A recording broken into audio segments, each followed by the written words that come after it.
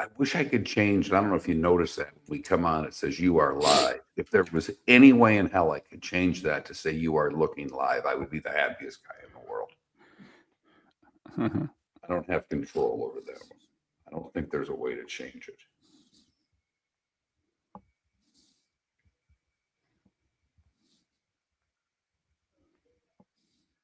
It's National Cheese Ball Day today, and I don't mean you're a cheese ball like you're an idiot. I mean the block of like a Windschuler's cheese covered in nuts. Ford Mustang Day. That's right. Today the first Mustang came out. National High Five today. When's the last time you high five somebody? High five. Right.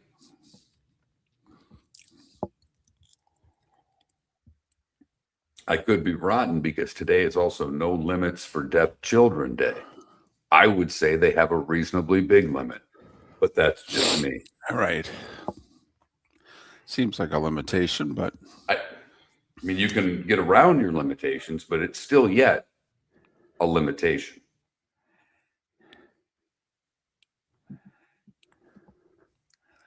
I think it's well-meaning, but ignoring the obvious.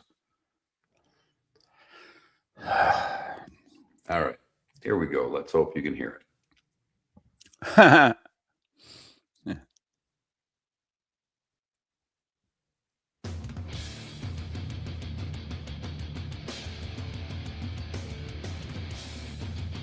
You're listening to Miller and Moulton, coming at you from the Floormeister Studios. Floormeisters, keeping it real. And now, here's Mark Miller and David Moulton. Top of the morning to you on this Friday, where we have got a lot going on as we head into the weekend. Hope you've had a good week, and thanks for ending it with us. How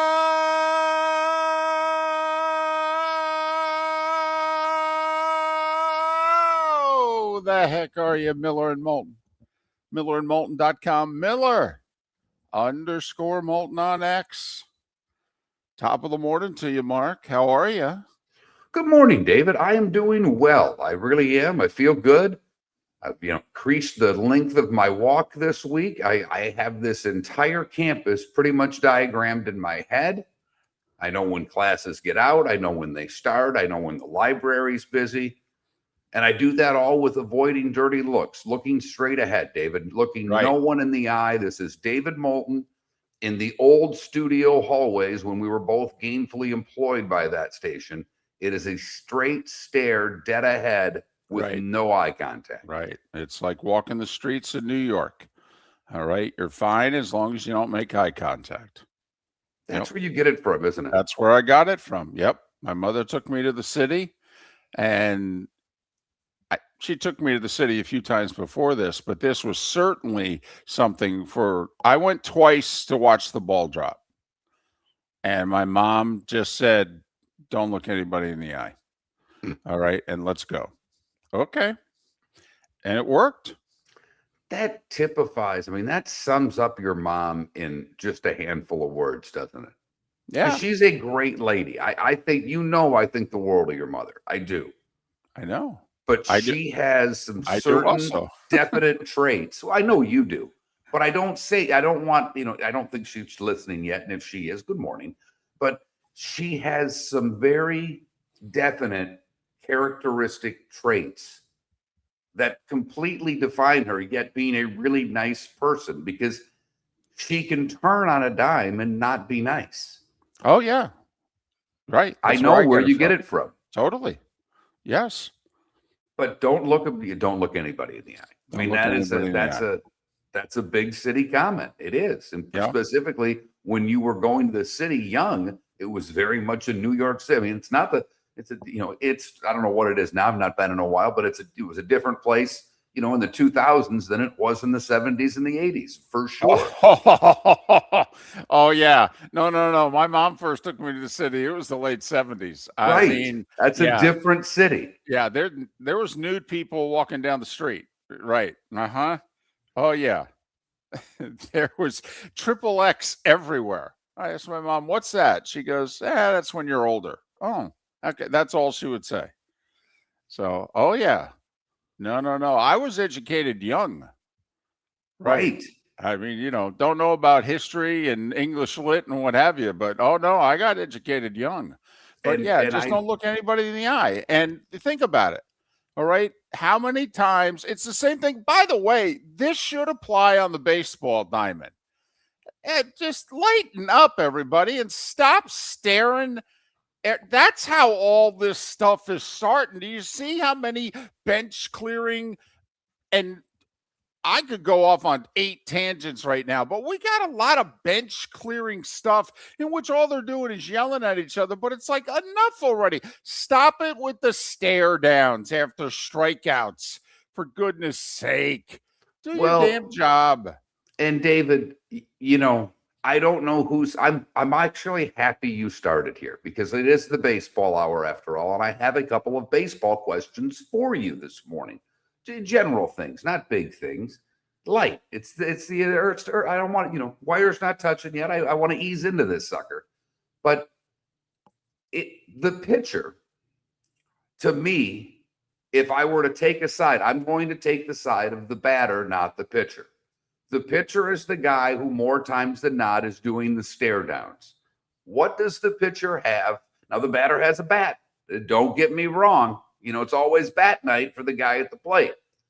But the pitcher has, wait for it, an entire infield behind him and the catcher.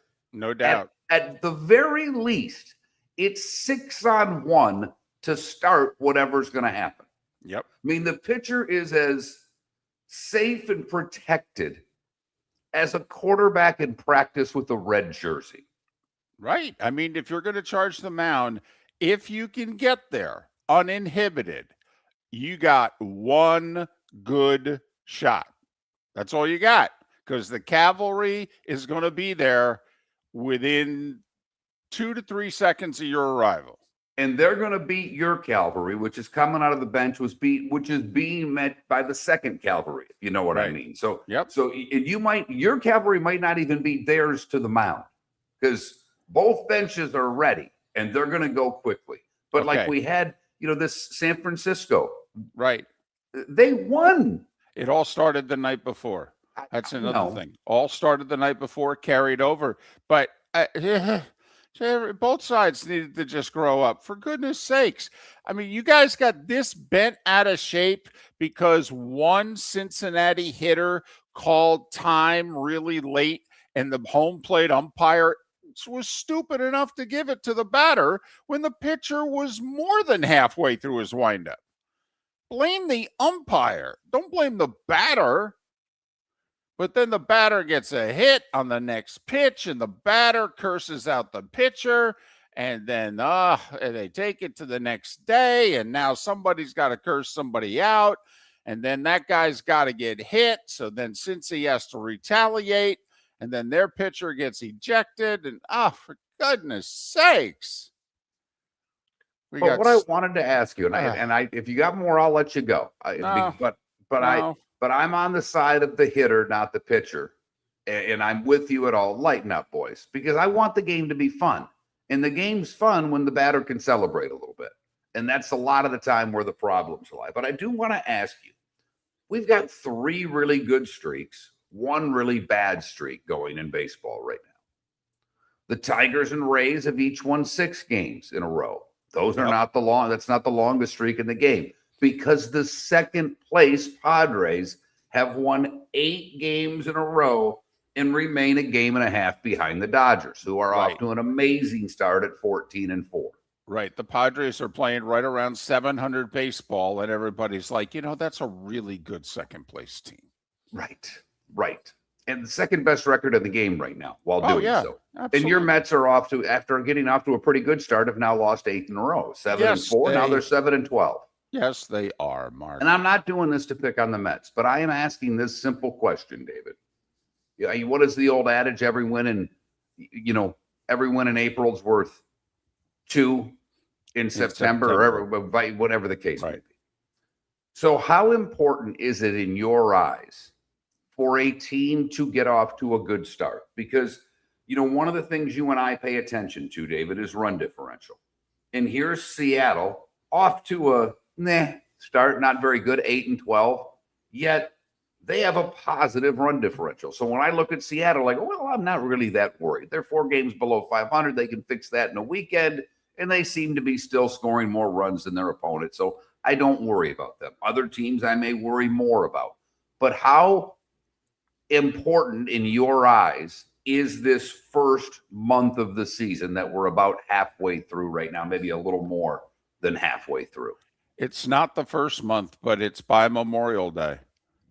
Mark, we do it every year. We take a snapshot in time as to what the standings look like on Memorial Day, and then we revisit it 4 months later. And over 75% of the teams that are in the playoffs on Memorial Day end up in the playoffs. Now, the Mets were an exception last year. The Mets had the best record in baseball on, I think it was June 12th, and didn't even make the playoffs.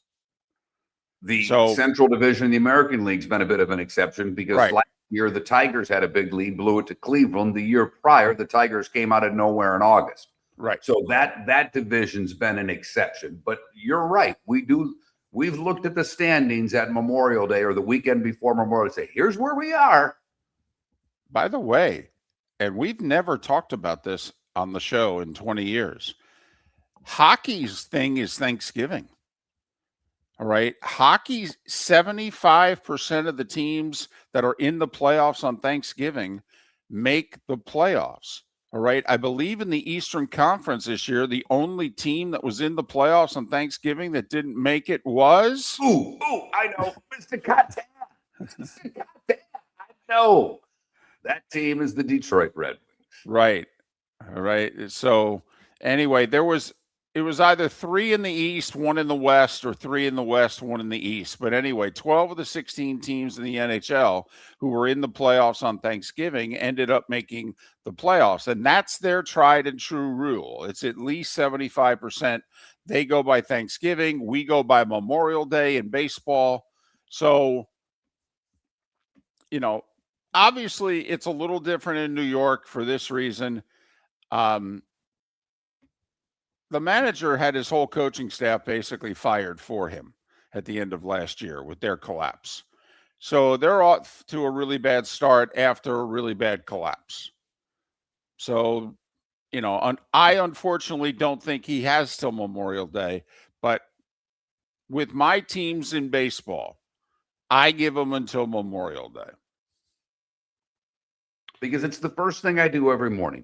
I'll probably start deviating a little bit because the NBA and NHL playoffs are going on, but it's my first thing that I look at. I get up, I look at last night's scores. If there's anything interesting, I look at highlights or a box score, and then I immediately look at the standings and where who's doing what right now. And the Rays are doing something right now. Yes, they are. And this, we thought it was really important for the Marlins to get off to a good start because of that division. And, we were so on this with the Braves' poor pitching staff, and everybody heard how difficult it was going to be for them to get quality pitching. By the way, the Braves have allowed 62 runs so far. They're a plus 44 in run differential through 19 games. Right. Giving up a little over 3 runs a game. Mm-hmm. With 4 starters on the IL. Yep, remarkable. One thing I want to throw out there in baseball, I don't know if you agree.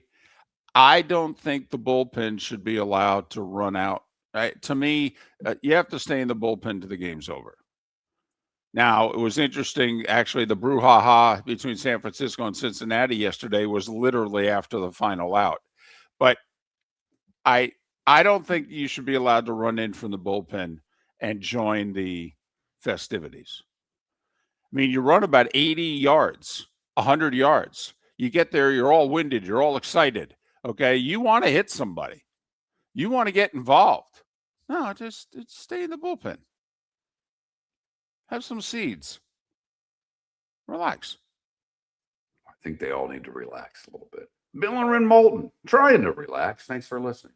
Your roof is your home's first line of defense. At Pelican Roofing of Florida, Ronnie John and their team bring years of experience to protect what matters most, your family and your business. From residential repairs to large-scale commercial roofing, we deliver honest work, fair pricing, and quality you can trust. An upgrade on your roof can lower your insurance costs. Don't wait for a leak to turn into a disaster. Call the experts at Pelican Roofing today. 1-866-9-PELICAN. That's 1-866-9-PELICAN. Online at pelicanroofingcompany.com. CCC 1332512. Floor Meisters just doesn't sell Cortec and carpet. They also sell a lot of wood. And what better time than now to stop in and see the nice folks at Floor Meisters for some new hardwood for your home. With white oak wood starting at $4.99 a square foot, that makes it affordable for everyone. With 10 colors to choose from, they have a color for everyone. So stop in, 6281 Naples Boulevard, right next to Costco, or go to the web. It's floormeisters.com. Floormeisters.com. Floor Meisters, just keeping it real. American Paint Supplies is your one-stop shop for all your coating needs and has been for 30 years. American Paint Supplies is also your #1 Festool dealer in Southwest Florida. If you are a builder, cabinet maker, painter, or power tool enthusiast, Festool craftsmanship can be found at American Paint Supplies. Celebrating 30 years of service, and Festool is celebrating 100 years of excellence. Come to American Paint Supply for a perfect pairing of service and expertise on 6100 Shirley Street, Naples, off of Pine Ridge, or online at AmericanPaintSupplies.net. The Cape Coral Police Department is growing, and they want you to be a part of it. They're hiring new officers. Starting pay is between $74,000 and $90,000, depending on your experience. And with a $10,000 hiring bonus, you could be making $100,000. Enjoy paid holidays, off-duty details, plenty of OT opportunities. They're also hiring dispatchers and professional staff. So go to CapeCops.com. CapeCops.com. Be brave, be best, be Cape. This is Miller and Moulton.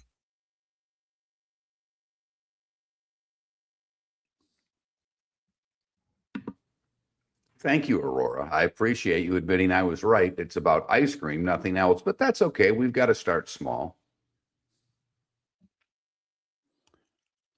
I went with caramel cookie crunch last night. That was the whatever that brand is of gelato. That's the 2-for-1 at Publix. And that's really what I buy. It's Ben & Jerry's, Haagen-Dazs, or that one. They kind of rotate the 2-for-1s. Ooey gooey butter cake.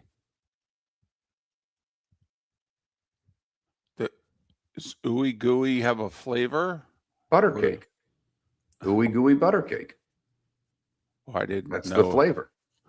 No, I got it. I'm just wondering if the ooey gooey is a different flavor on top of the butter cake or mixed in with the butter cake. I would That's have all. guess it would be some sort of fudge. The gooey would lead me to a fudge. Ooey gooey butter cake. Interesting. DC, I have to be honest. This is David on his own island with the bullpen guys, because to me, if the bench guys can run out, why can't I? Now, his point of how much do the guys have in a tank by they make it out there? Well, it's two things. They're winded, but their testosterone is through the roof. So I'm just like, stay out of this.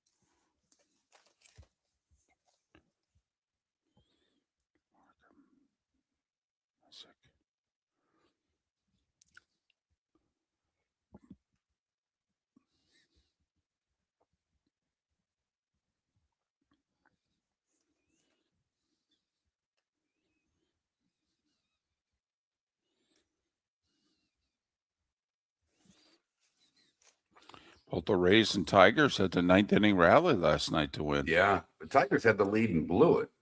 Yeah. In the 7th. It was actually, I don't know if I don't know. I think it's the MLB network or app, the MLB app, the MLB TV app. I think they have a free game every day, but you can get it via Peacock as well. Don't ask me why, because I don't think it's a Peacock thing, but it was the Tigers game was on yesterday through one beginning rain delay that lasted an hour and 30 minutes and then one late.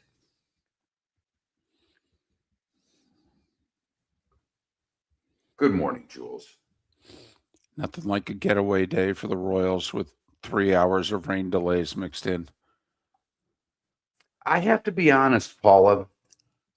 You may get mad at me for this, but I don't get all the Jack White's this amazing musician. He does not do it for me. I get that it's rock and roll.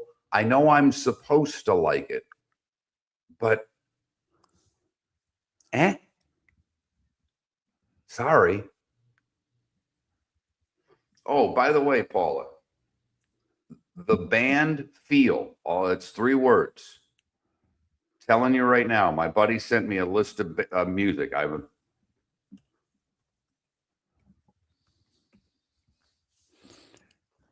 There you go, Paula. Find them, look them up. There's a song called Shoal Creek. Very good.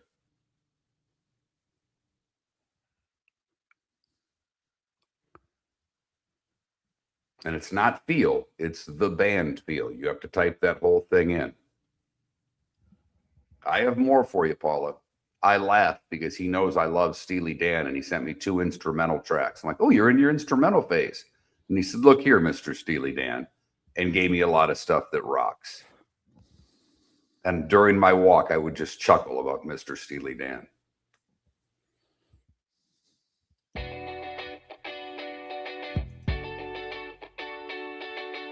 You're listening to Miller and Moulton. And now, here's Mark Miller and David Moulton. 21 minutes past the hour, the starting 5 in a little more than 15 minutes here on Miller and Moulton. MillerandMoulton.com, Miller_Moulton on X. I'm fired up, Mark. Fired up. Because it's not a Yahoo like me saying it. It's not a Yahoo like me hoping for it. It's an NFL general manager that yesterday said, you know, there's going to be a lot of trades. I'm just telling you, there's going to be a lot of trades. And it's because we got so many guys so closely linked, okay, at certain positions, and teams are just going to want to, it's all going to be strategic. Move it up 3-4 spots, boom, to get the guy they really want at that position. But Brett Veach, who's got 2 first-round picks, 9 and 29, and he's like, oh, there's going to be a lot of trades. All right, baby. Game on. Let's go. I hope he's right. As you well know, David, it takes 2 to tango, but I think the part of that comment that you have to put a lot of validity in is the difference of opinion that these teams are going to have about certain guys. I mean, even the top 2 edge guys that are expected to go 2 and 3 on every single mock draft. I mean, the only mock draft that doesn't have either Bailey or Reese going 2 and 3 is when Pat Kirwan and his partner did their draft, and his co-host there took Love 3 for the Cardinals because I think Bailey was taken second. And he's like, well, I want Bailey. If I don't get Bailey, I'm not taking Reese. But you've not seen that. Like, for instance, in my top 100, this guy actually has Reese ranked number 1.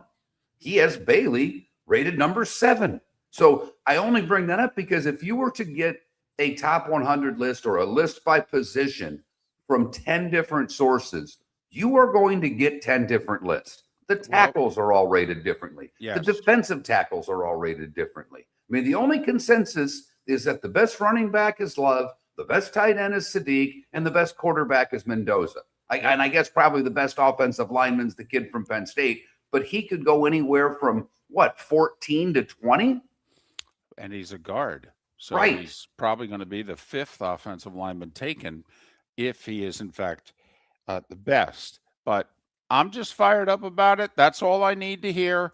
A guy who's in a position in which he's probably going to contribute, maybe with both picks, to the, hey, there's going to be a lot of trades. I mean, couldn't Veach's 29 spot be a place where somebody trades back into the first round and he trades out and gets an extra pick or two? So, are the Chiefs moving up, by the way, or are they moving back? Because there's been scenarios discussed about both ways. And David, the irony to me of his comments, teams might move up 3 and might move back. But who's 3 ahead in the draft of Kansas City? That would be Cleveland. Who trades? We know that they're a team that would. Who's 3 below Kansas City in the draft? Well, that would happen to be the Dallas Cowboys. And I mean, here are 2 teams that are expected to make moves with one another. I mean, right now, there are a bunch of people in Dallas and Cleveland and nationally going, I think the Cowboys and Browns are talking about the Cowboys coming up to 6.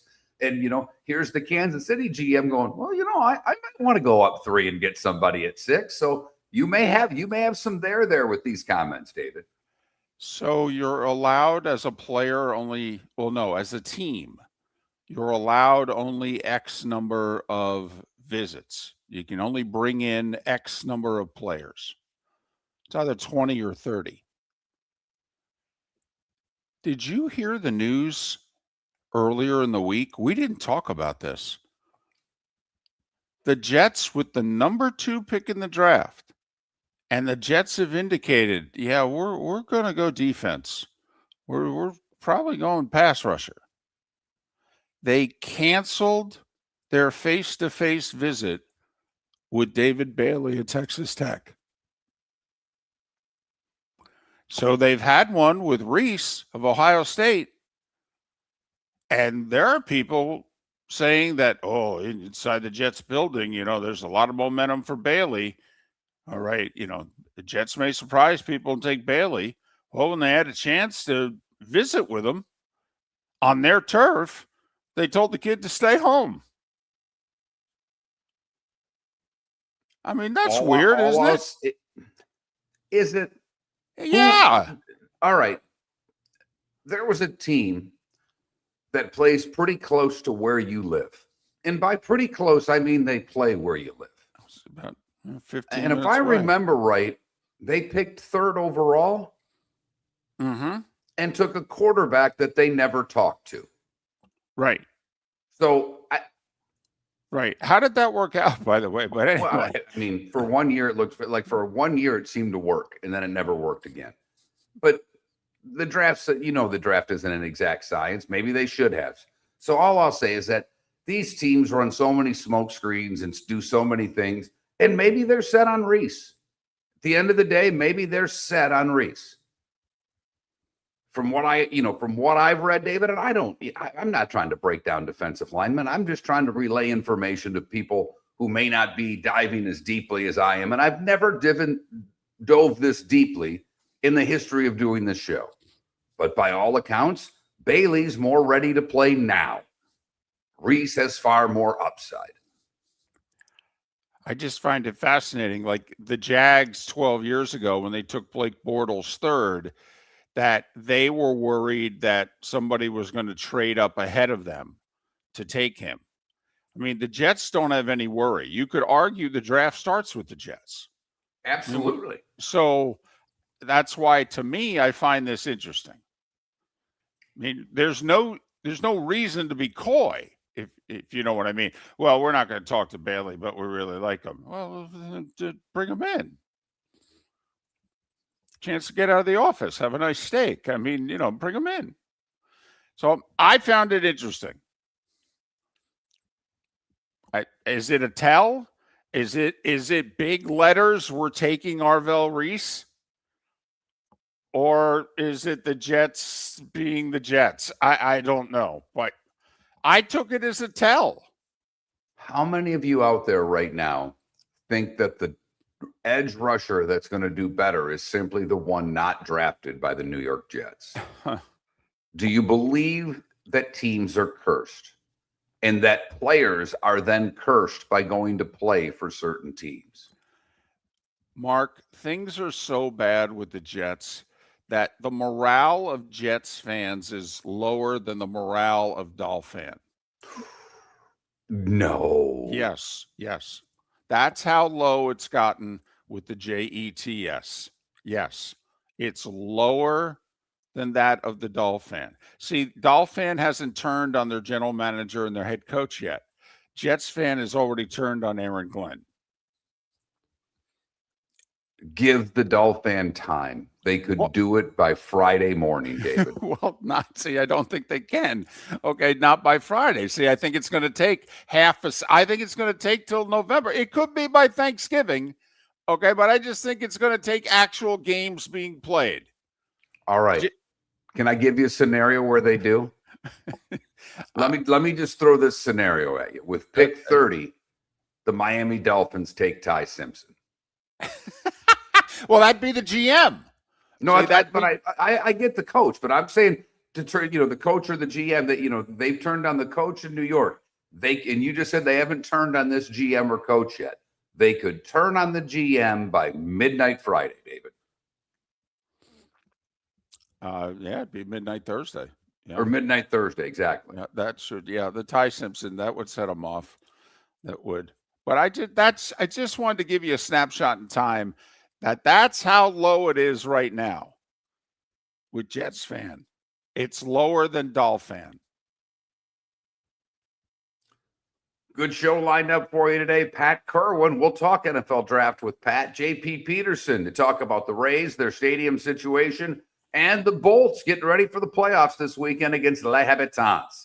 Anything you may have missed last night, we'll give you next. It's the starting five, Miller and Moulton. American Paint Supplies is your one-stop shop for all your coating needs and has been for 30 years. American Paint Supplies is also your #1 Festool dealer in Southwest Florida. If you are a builder, cabinet maker, painter, or power tool enthusiast, Festool craftsmanship can be found at American Paint Supplies. Celebrating 30 years of service, and Festool is celebrating 100 years of excellence. Come to American Paint Supply for a perfect pairing of service and expertise on 6100 Shirley Street, Naples, off of Pine Ridge, or online at AmericanPaintSupplies.net. The Floormeisters just doesn't sell Cortec and carpet. They also sell a lot of wood. And what better time than now to stop in and see the nice folks at Floormeisters for some new hardwood for your home. With white oak wood starting at $4.99 a square foot, that makes it affordable for everyone. With 10 colors to choose from, they have a color for everyone. So stop in, 6281 Naples Boulevard, right next to Costco, or go to the web. It's floormeisters.com.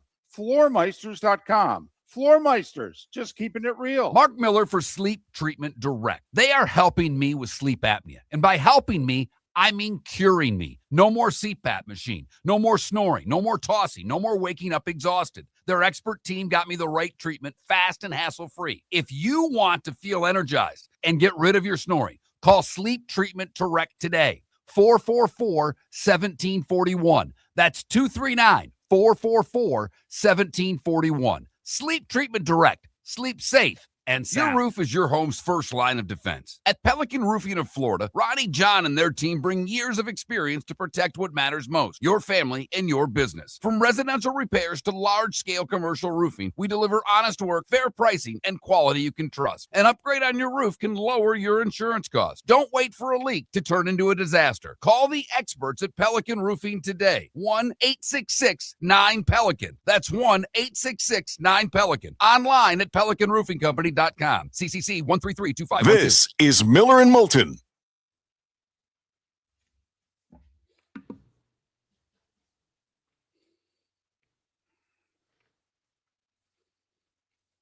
I don't think it went great. I don't think it went badly, Tim. The way I understand it is that there was they want more money from taxpayers and people are pissed off. And I know one commissioner was not happy with it. That's kind of what I read through quickly, but we'll definitely get the whole skinny on JP because he's got a few inside sources with these commissioners. I have to repeat all vaccinations, Paul. Thank you for asking. I actually asked that question on Tuesday, and I will begin those after day 90. I think I get 2 after day 90. There's a list that they gave me somewhere. I can't even find it. But basically over the course of the next, from 90 days, which is 3 months, through 2 years, I will get all of my vaccinations again. Which is funny because, like, when you hit 50, you can do the shingles one, and I did both of those in a, I don't know, you do what you guys have all done them, or most of you do them in a 3-month period or whatever the hell it is, 6-month period. Technically, no, Deadstroke, I'm not allowed. But when I get my lab results back today, well, we'll see. That's all I'm saying. I have cabin fever, even though I won't leave my house if I go home this weekend. I'll go from my couch to my bed, but to sleep in a comfortable bed, oh my God.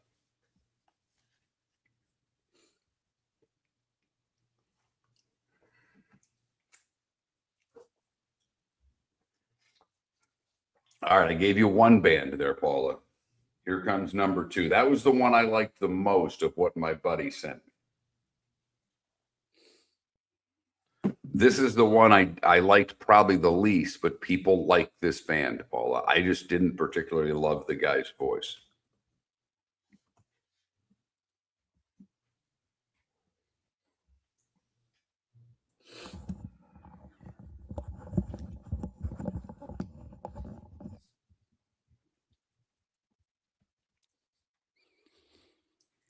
I'm going to give you one every break. This is like entertainment tonight, Paul. I'm not giving you all these bands at once. I'm giving you one a break. I love it, Paula. I love it. Are you a Spotify gal? I'm an Apple Music person because I was able to do that family plan for, I don't know, it's $15 a month they charge me and you get like 5. Yeah, that's what I use. I love it. And I put one of those songs on, and then it just plays music in and around that genre. And I've been going for walks where I don't even know what the hell I'm listening to, and it's fantastic.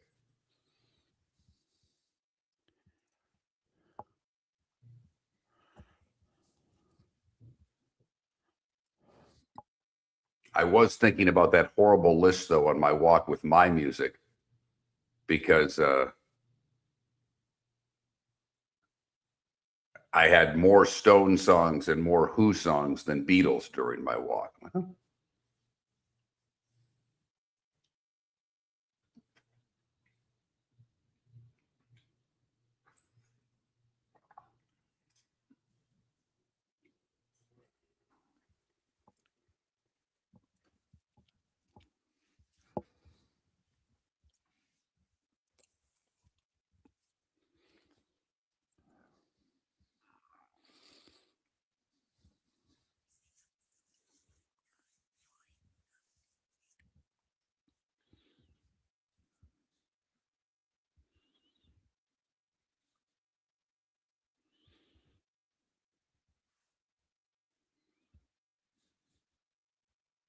They suck. I mean, they're bad. They've been bad for how many years in a row, and they're off to a bad start this year, Sonny. I don't know what to tell you. I mean, you got to give credit to people that show up to watch that team.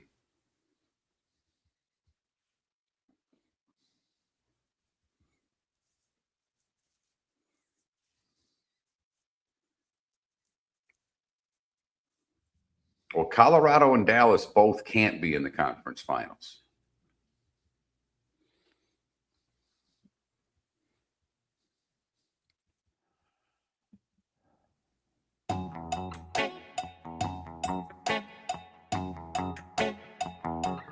You're listening to Miller and Moulton. And now, here's Mark Miller and David Moulton. 22 minutes till the top of the hour.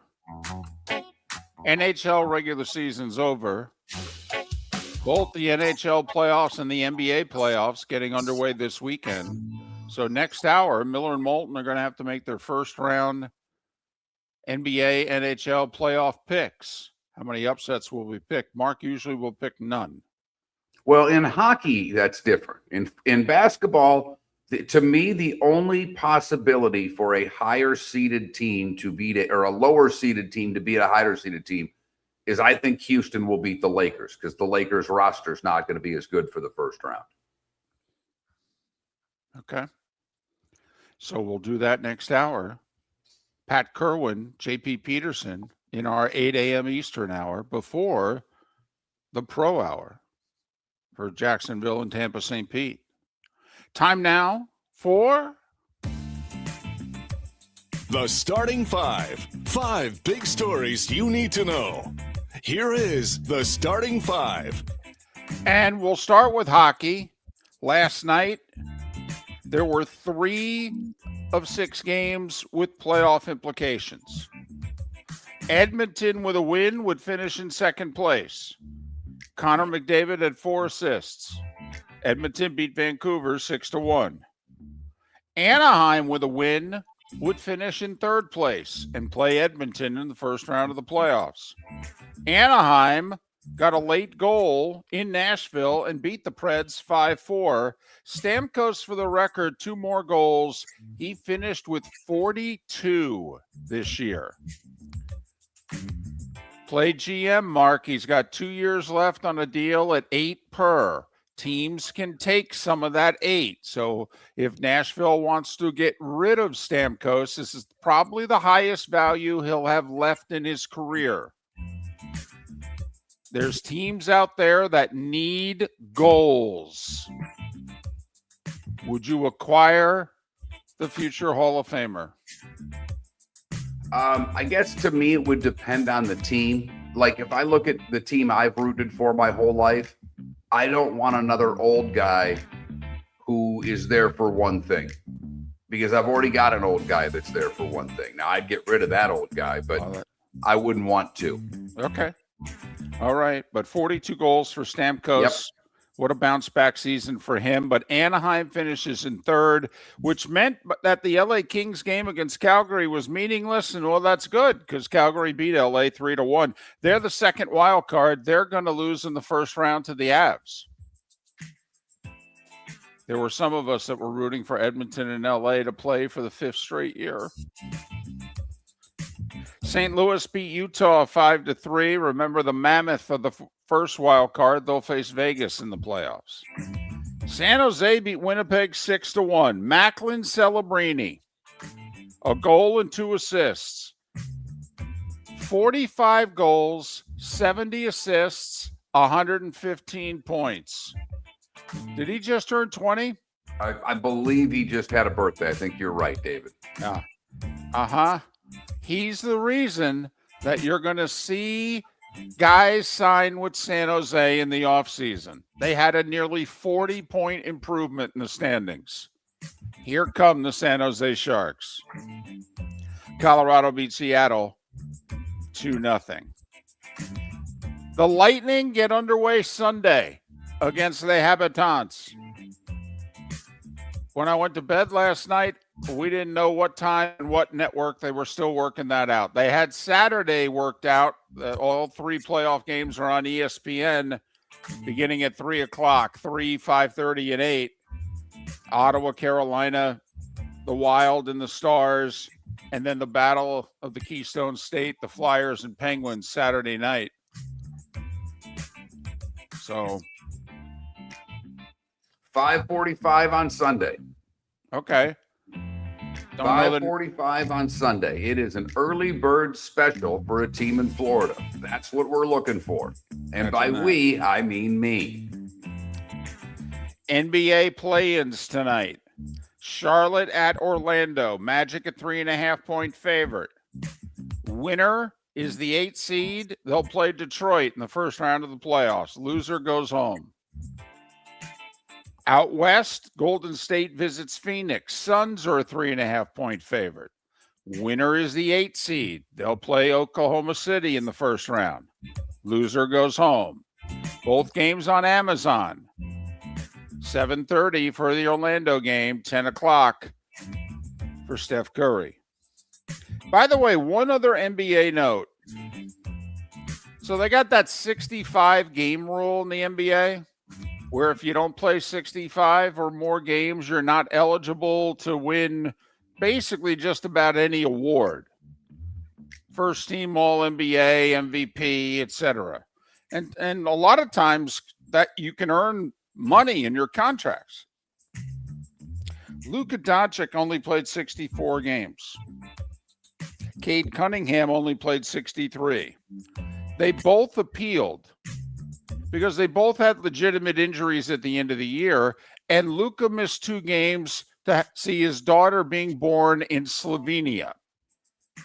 The NBA sided with Luka Doncic and Cade Cunningham. They said they're eligible for everything. So they made an exception to the 65-game rule. For the two of them, Anthony Edwards, for what it's worth, also appealed. He played in 60 games and cited his knee for reasons why he missed more. They denied Edwards the appeal, for what it's worth. Baseball, the Rays have won 6 in a row. They trailed going to the 9th. Caminero homered in the 9th to tie it. Then the Rays managed 2 more runs.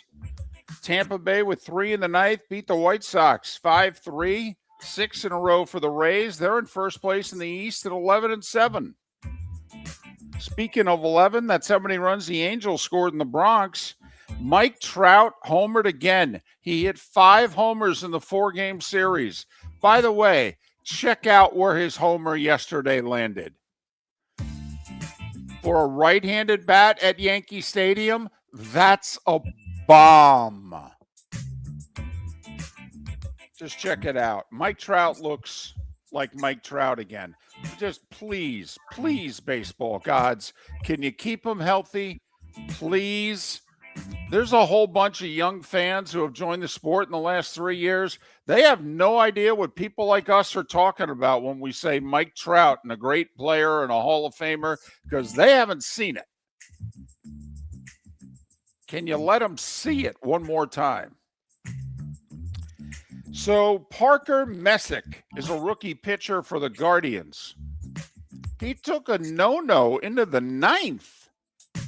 Gave up a couple hits and a couple runs in the 9th, but they got him out of there so he could get the 4-2 win over the Orioles.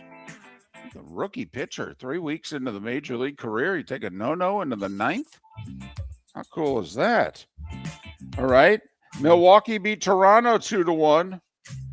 The game was tied in the 7th mark. Milwaukee, 3 straight bunts. They ended up scoring a run. Small ball is back, baby. Nats beat the Pirates 8-7-10. Giants one-hit the Reds, beat them 3-0.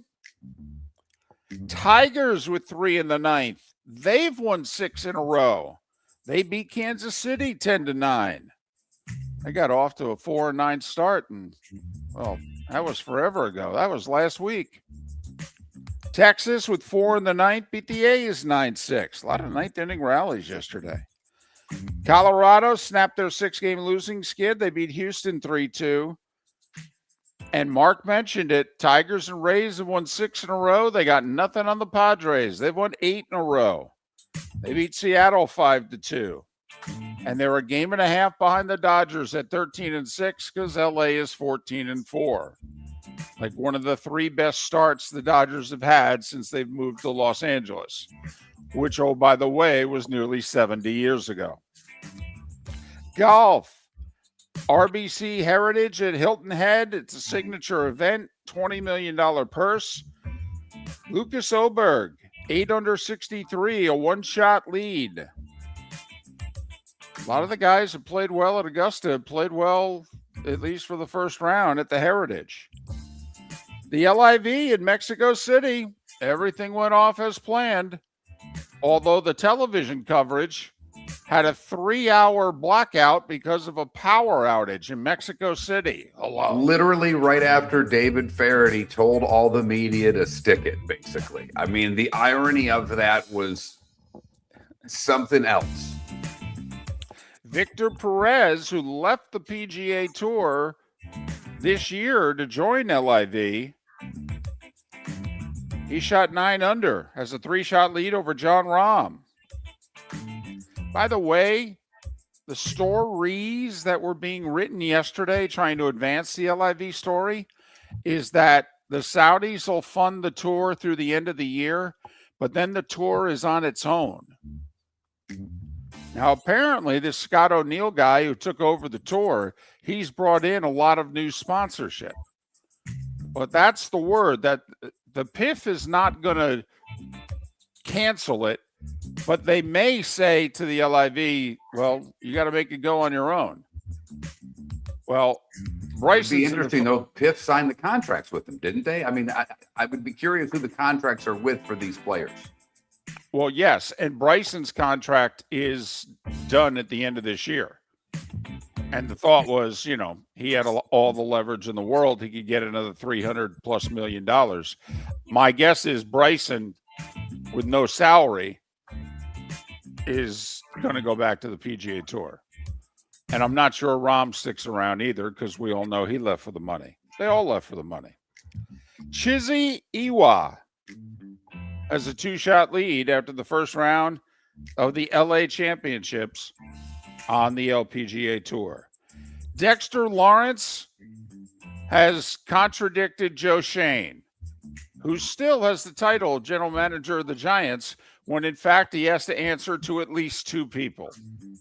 But Joe Shane came out midweek and said, we've been talking with Dexter. The talks have been going well. We think we can work something out. Yeah, the Dexter Lawrence camp came out yesterday and said, I don't know what he's talking about. We haven't talked to them in 4 days. We've cut off all communication. We've told them in no uncertain terms. We've taken and played our last snap as a Giant. All righty then. He's got 2 years and about $40 million left on his contract. We'll see if the Giants trade him before the draft, or if they're just going to say, we've got all the leverage, dude. Come August, you're going to need to show up, because you're going to need to get paid. And if you sit out for 2 years, you're worthless in the league. History shows that you're done. Kansas City general manager Brett Veach said yesterday, quote, it should be an entertaining night next Thursday night for the first round of the draft. I'd expect there to be a lot of trades. All right. I don't know if it's going to be the kind of trades that are going to excite people, though. I think a lot of them are going to be strategic, moving up 3 to 5 spots to get a tackle or an edge rusher or a wide receiver. But we'll see. I think the more you know about the players and the team needs in this draft, the more exciting this draft will be for you. I think the more gooberish you are, the more entertaining you're going to find this draft. Because there's not going to be a Shedeur Sanders story. I mean, they're going to hype up this Ty Simpson, who's going to be there, so they can put the camera on him sitting there and say, is anybody going to trade back into the first round? But it'll be a lot of hype is what we're hearing. And at 8 minutes before the hour, that was the starting 5 big stories you needed to know here on Miller and Moulton. By the way, 2 little things. One, LaMelo Ball given a flagrant. Spoelstra was okay with it, said he didn't deserve any more of that. He's not a dirty player. It was a dirty play. And the senior PGA's in Sarasota, for what it's worth. 4 players tied for the lead. And I thought you'd have this, David, because one of those players is Miguel Angel Jimenez. Mechanic police department is growing, and they want you to be a part of it. They're hiring new officers. Starting pay is between $74,000 and $90,000, depending on your experience. And everything with a $10,000 hiring bonus, you could be making $100,000. Your roof is your home's first line of defense. At Pelican Roofing of Florida, Ronnie John and their team bring years of experience to protect what matters most: your family and your business. From residential repairs to large-scale commercial roofing, we deliver honest work, fair pricing, and quality you can trust. And there we go. I paused it. That's on me. I was a minute ahead. I was very excited to hit that mark, and I hit it 60 seconds early. Son of a. I hate it when that happens. I was going to say, I'm the one that's been missing all the cues here in the last couple of weeks. And I'm like, I could have sworn we had another minute. Well, we did. Now we don't. But you know what? Go ahead, because you got 30 seconds, because I already made the first spot go through, and I don't have time to put it back on. So if you want to go ahead and say Miguel and Jimenez again, you know what? Matter of fact, David, you got 36 seconds to do whatever, 34 seconds to do whatever the hell you want. Well, listen, it does excite me to say Miguel Angel Jimenez. It excites me very much. I watched him lose the U.S. Senior Open by a shot, race to the airport, and have the biggest bottle of wine in first class that I had ever seen. I think they let him bring his own bottle.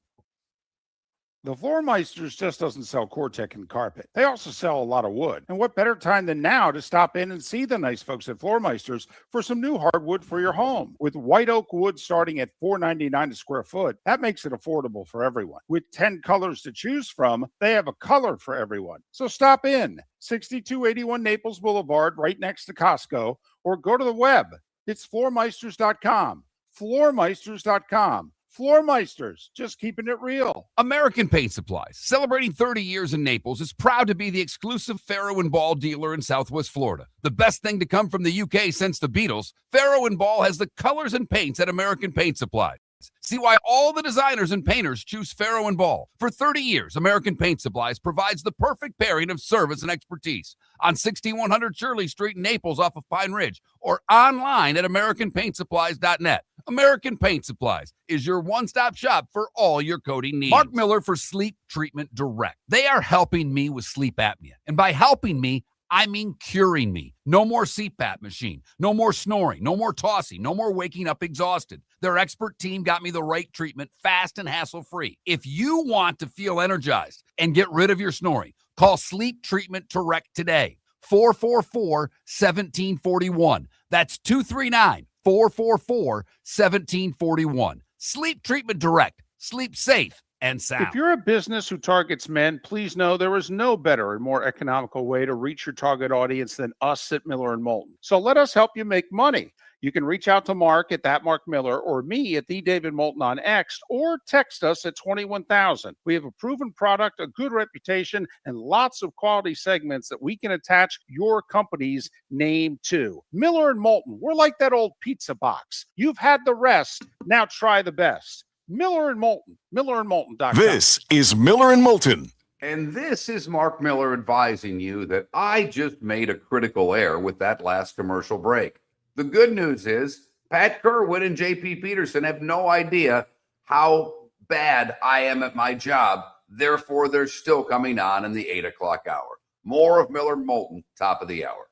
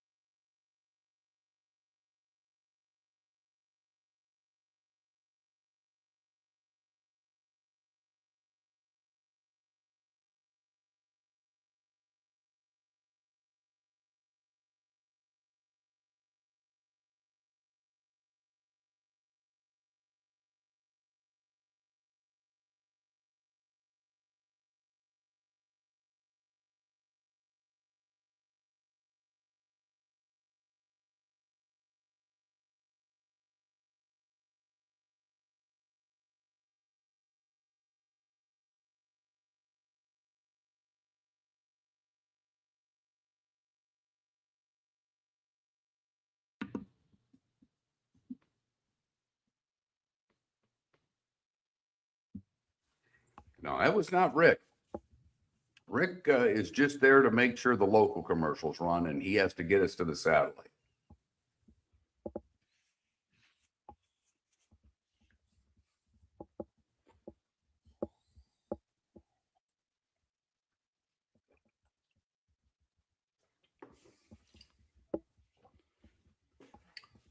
I'm hopefully going to meet with the people here from the company that we use, and I want to get all these breaks set up where I don't even have to touch anything, that they just run automatically at the times they're supposed to run.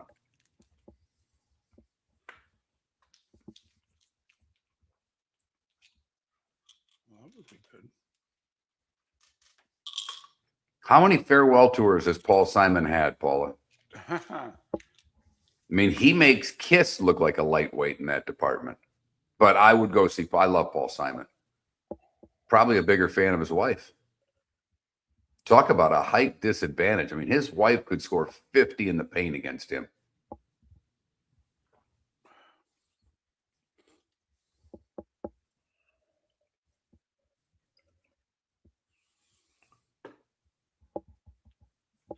That's the weather guy, right? It's the same company, though, Sonny.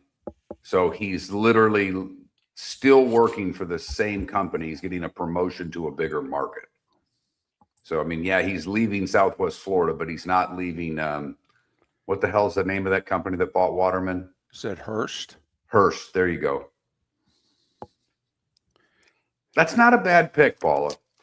It's not.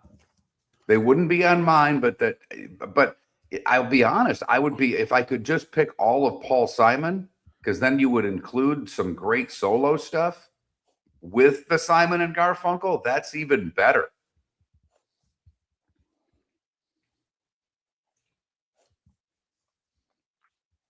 It's funny, Wes, I didn't know he was playing in the tournament. I read an article about the tournament in the Naples paper, and they didn't put that he was playing in that article. Seems like a miss to me by whoever wrote the article, because the other really good junior is playing. The kid from Jacksonville, I think, David, that's going to Florida State. Name escaped me right now. Yeah, it starts with an M. Right. Anyhow, he's playing in that, and there's a kid who's won it 2 years in a row. They've never had a three-time. Mile, thank you. They have a kid that could be a three-time champ. Here we go.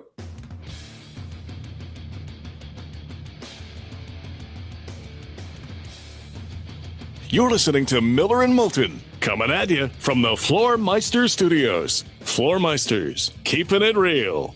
And now, here's Mark Miller and David Moulton. Hour 2 of Miller and Moulton on this Friday. Thanks so much for being with us. Miller and Moulton, millerandmoulton.com, Miller_Moulton on X. Mark, I said that the Magic were favored by 3.5, and I really think they were yesterday. Apparently, Charlotte's now favored by 3.5.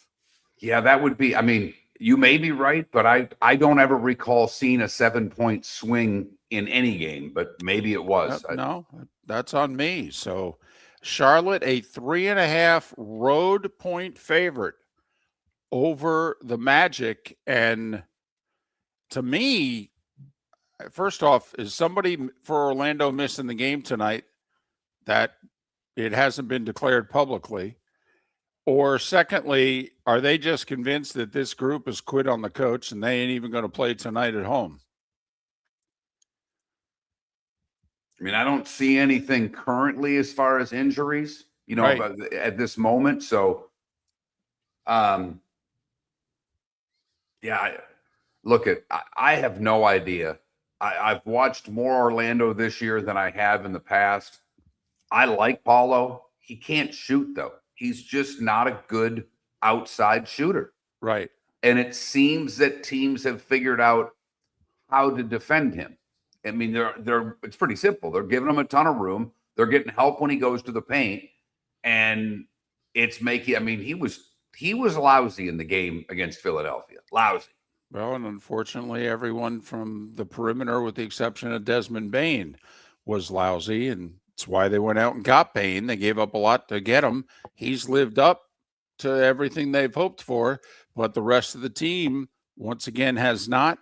The head coach is going to pay the piper, even if they win tonight and make it to the playoffs. And I don't think it matters what they do in the playoffs. I mean, hell, Tibbs took the Knicks to Game 6 of the conference finals and got fired. I don't think it matters what Mosley does. I think he's gone. I believe that to be right. One, because Paulo doesn't like him. Right. And I we don't all think know Suggs that. does And either. if your best player doesn't like the head coach in the NBA, who wins? Yeah, the player. Every time. Yep. For Except 40 in Miami. years, it's been that way. Except in Miami. Okay. Pat Riley stood in front of LeBron and Bosch and Wade and said, he ain't going anywhere. So you guys figure it out. And then Riley went back upstairs. But the other 29 franchises, yeah, the best player can get whatever the heck they want. So the playoffs get going in full this weekend. What, 4 NBA games tomorrow, 3 NHL games, 3 NHL games Sunday. They're spreading it out over 3 days to start all of their series, which is a ridiculous thing to me. Let's go. I think the NHL made a little mistake too with the season going all the way till Thursday, not being able to announce your playoffs until late Thursday night. I don't think it's a good thing. I mean, like we've known, yeah, there's a playing game, but we knew who else was playing in the NBA playoffs, and they know what they're doing with the 7 and 8 because we know who the host team is. You know, the NBA playoffs have largely been set. We knew who was playing on Saturday. If you're a fan of one of those teams playing Saturday or Sunday, you make your plans accordingly. In the NHL, we had no idea what was what until late last night. Just from that's a clerical error, if you will, to me, David. 3 of the 4 games tomorrow are on Amazon Prime. All right, including Rick Church's Minnesota Timberwolves taking on the Denver Nuggets in the middle of the afternoon tomorrow. And Rick, I don't think you have Amazon, do you? I don't, David, but I might need to resubscribe tonight. Okay. Just for a day. It's just either that or I have it during football season, but then I cancel it, but I might need to get it back if they're going to keep doing this. So 3 of the 4 games tomorrow, Toronto, Cleveland, Minnesota, Denver, and Atlanta, New York on Amazon. The ABC primetime game is the series that Mark thinks we're going to get a seeding upset. Houston and the Lakers. The Lakers are technically the 4. Luka's status is up in the air. Mark thinks that KD and the Rockets are going to beat them. Mark, I'm going to channel my inner Mark Miller. I don't think there will be a single upset in the first round of the NBA playoffs. I think there will be some really good series. Like I think the Lakers Rockets is going 7. I think the Knicks and the Hawks could go 7. But I don't see an upset. It would surprise the heck out of me, all right, unless Luka just is unavailable for the series. It would really surprise me if any, I think Minnesota can give Denver a heck of a series. I just don't think they can beat them 4 times. At most 3. All right. By the way, right now, the series winner, just so you're aware from a betting standpoint, Houston's minus 575. The Lakers are plus 400 in that series. Oh. So if you're thinking that way, then I would advise you to put some money on the Lakers. Yeah. That Knicks also Hawks is much closer, David. Much closer. Knicks are minus 275 in that series.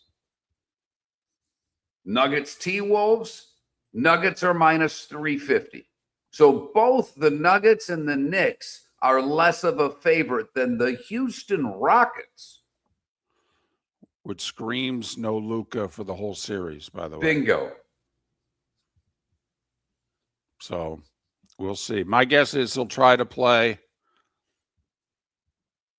We'll see what happens. So And there's just a little snapshot from a betting standpoint on the NBA first round playoffs. And could this be it for LeBron?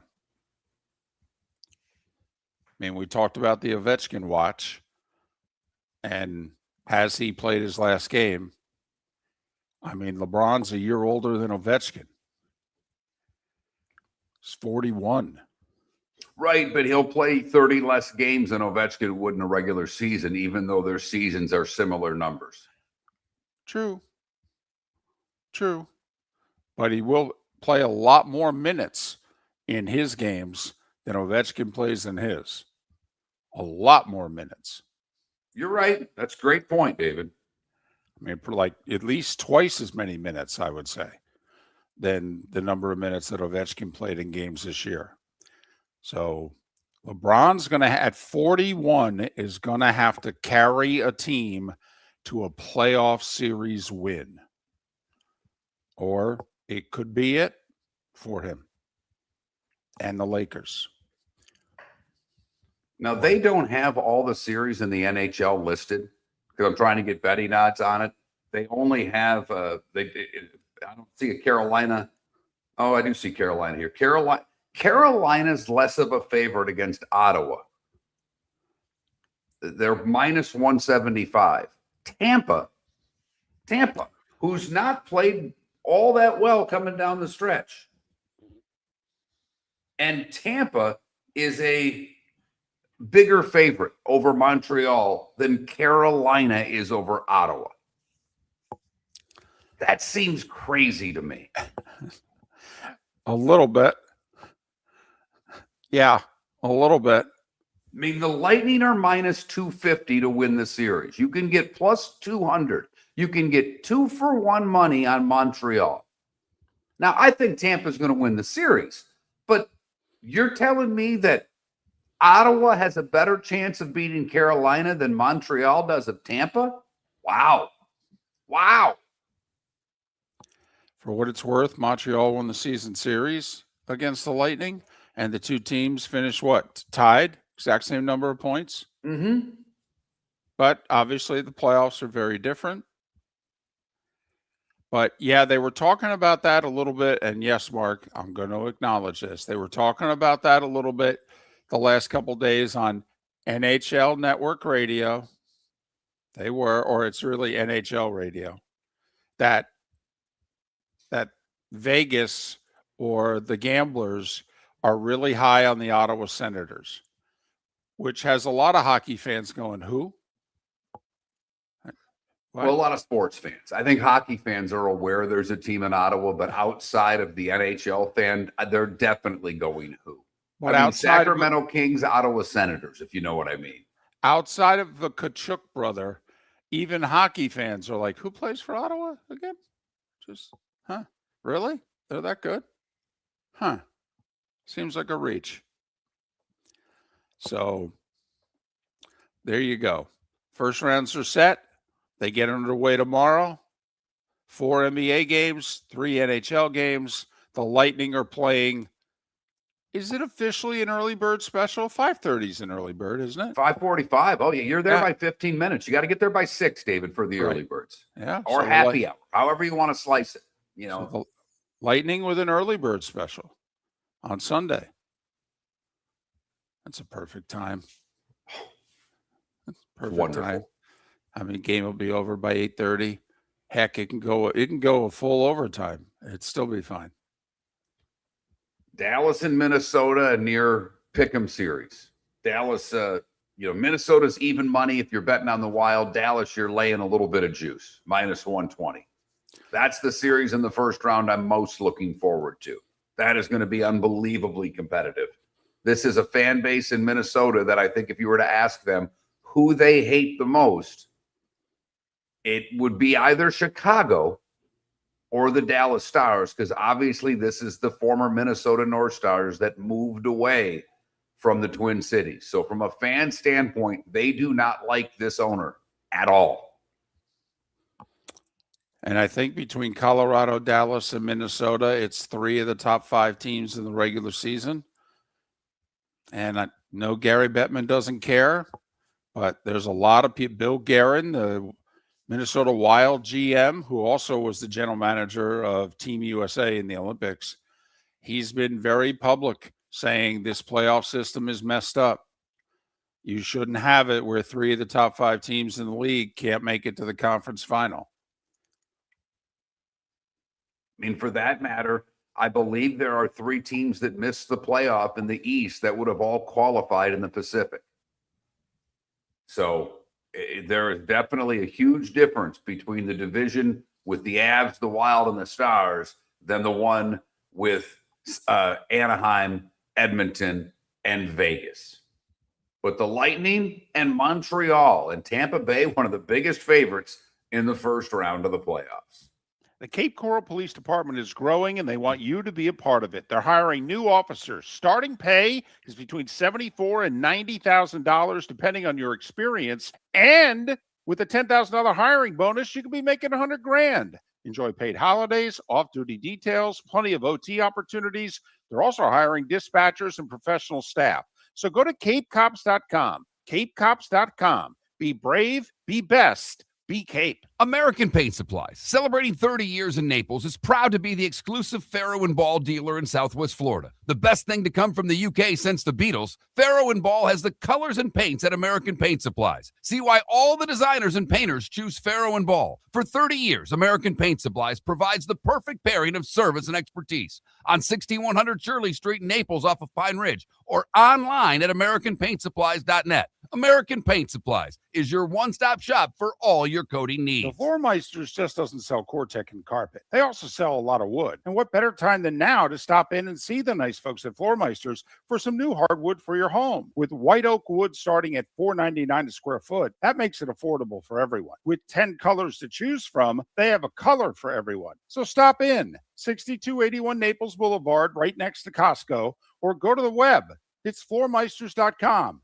Floormeisters.com. Floor Meisters, just keeping it real. Your roof is your home's first line of defense. At Pelican Roofing of Florida, Ronnie, John, and their team bring years of experience to protect what matters most, your family and your business. From residential repairs to large-scale commercial roofing, we deliver honest work, fair pricing, and quality you can trust. An upgrade on your roof can lower your insurance costs. Don't wait for a leak to turn into a disaster. Call the experts at Pelican Roofing today. 1-866-9-PELICAN. That's 1-866-9-PELICAN. Online at PelicanRoofingCompany.com. CCC 1332512. This is Miller and Moulton.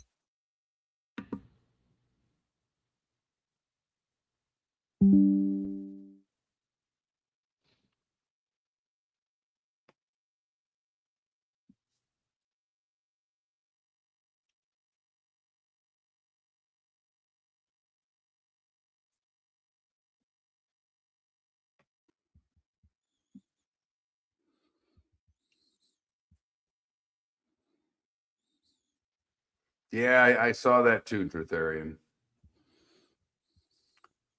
You got an idea for a poll question, David? Is it as simple as what playoffs are you most excited about? NBA, NHL? What starting 5 news do you get from David that you get from no one else? LPGA, LIV?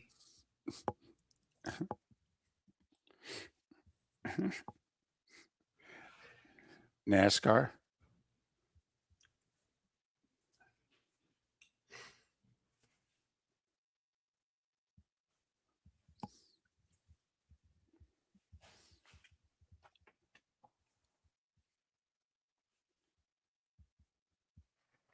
I like that you already have the MLB season ending today. That is fantastic. It's April 17th. Well played.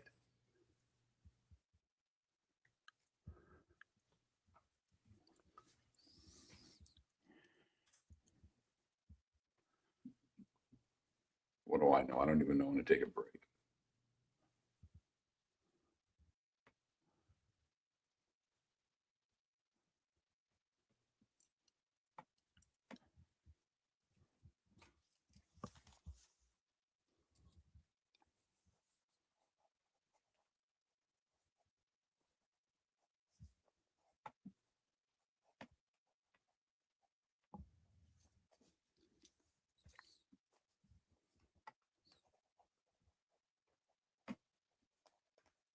Look at you just kissing David's ass with that question, Detherian. Going Twins and Mets for a poll question. Just sucking right up to the host. I don't know how bringing up the Mets can be sucking up to the host. Well, he just has a poll question, bigger surprise. I mean, it's a baseball question, so just in that regard. Right.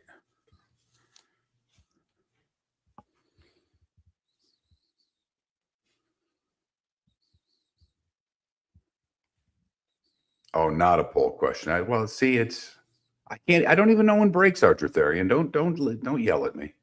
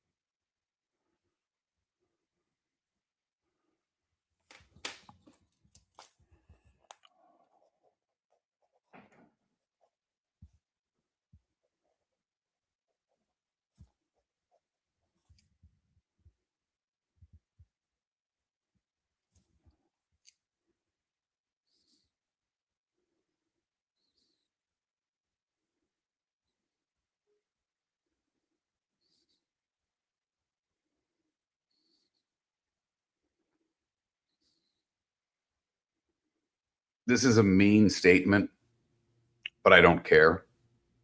I understand as you get older, you don't hear as well. And thank goodness my mother wears hearing aids because she at times was guilty of this before those. But when I eat dinner down at this place, and there's a little nook for the people who have a bone marrow transplant, so I don't have to sit in the huge main dining room, it is sheerly amazing how loudly they speak to one another. I mean, I'm 30 feet away and I feel like I'm in the conversation.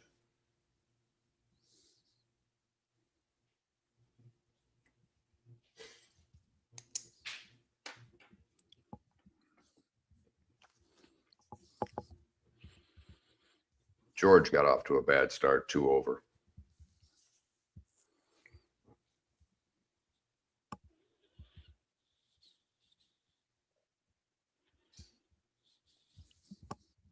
Didn't our Twins guy have high hopes?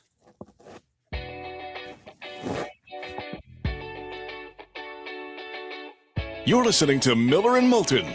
And now, here's Mark Miller and David Moulton. 21 minutes past the hour. Pat Kirwan joins us in 40 minutes' time. JP Peterson joins us later on as well. Lot to talk about. The NFL draft 6 days away. The NBA and NHL playoffs both get underway this weekend. Can the Magic play their way in? Lightning favorites over the Canadians and Martin St. Louis as head coach. Mark did a little research. Sometimes it's dangerous, but we were just talking about loosely first round of the NBA and NHL playoffs.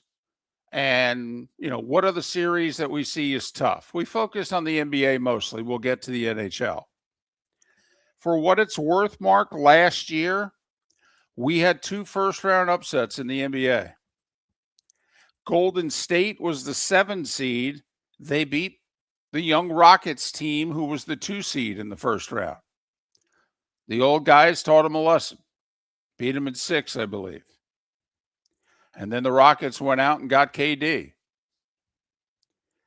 And also, Anthony Edwards and the T-Wolves, the 6 seed, beat Luka, LeBron, and the Lakers, the 3 seed.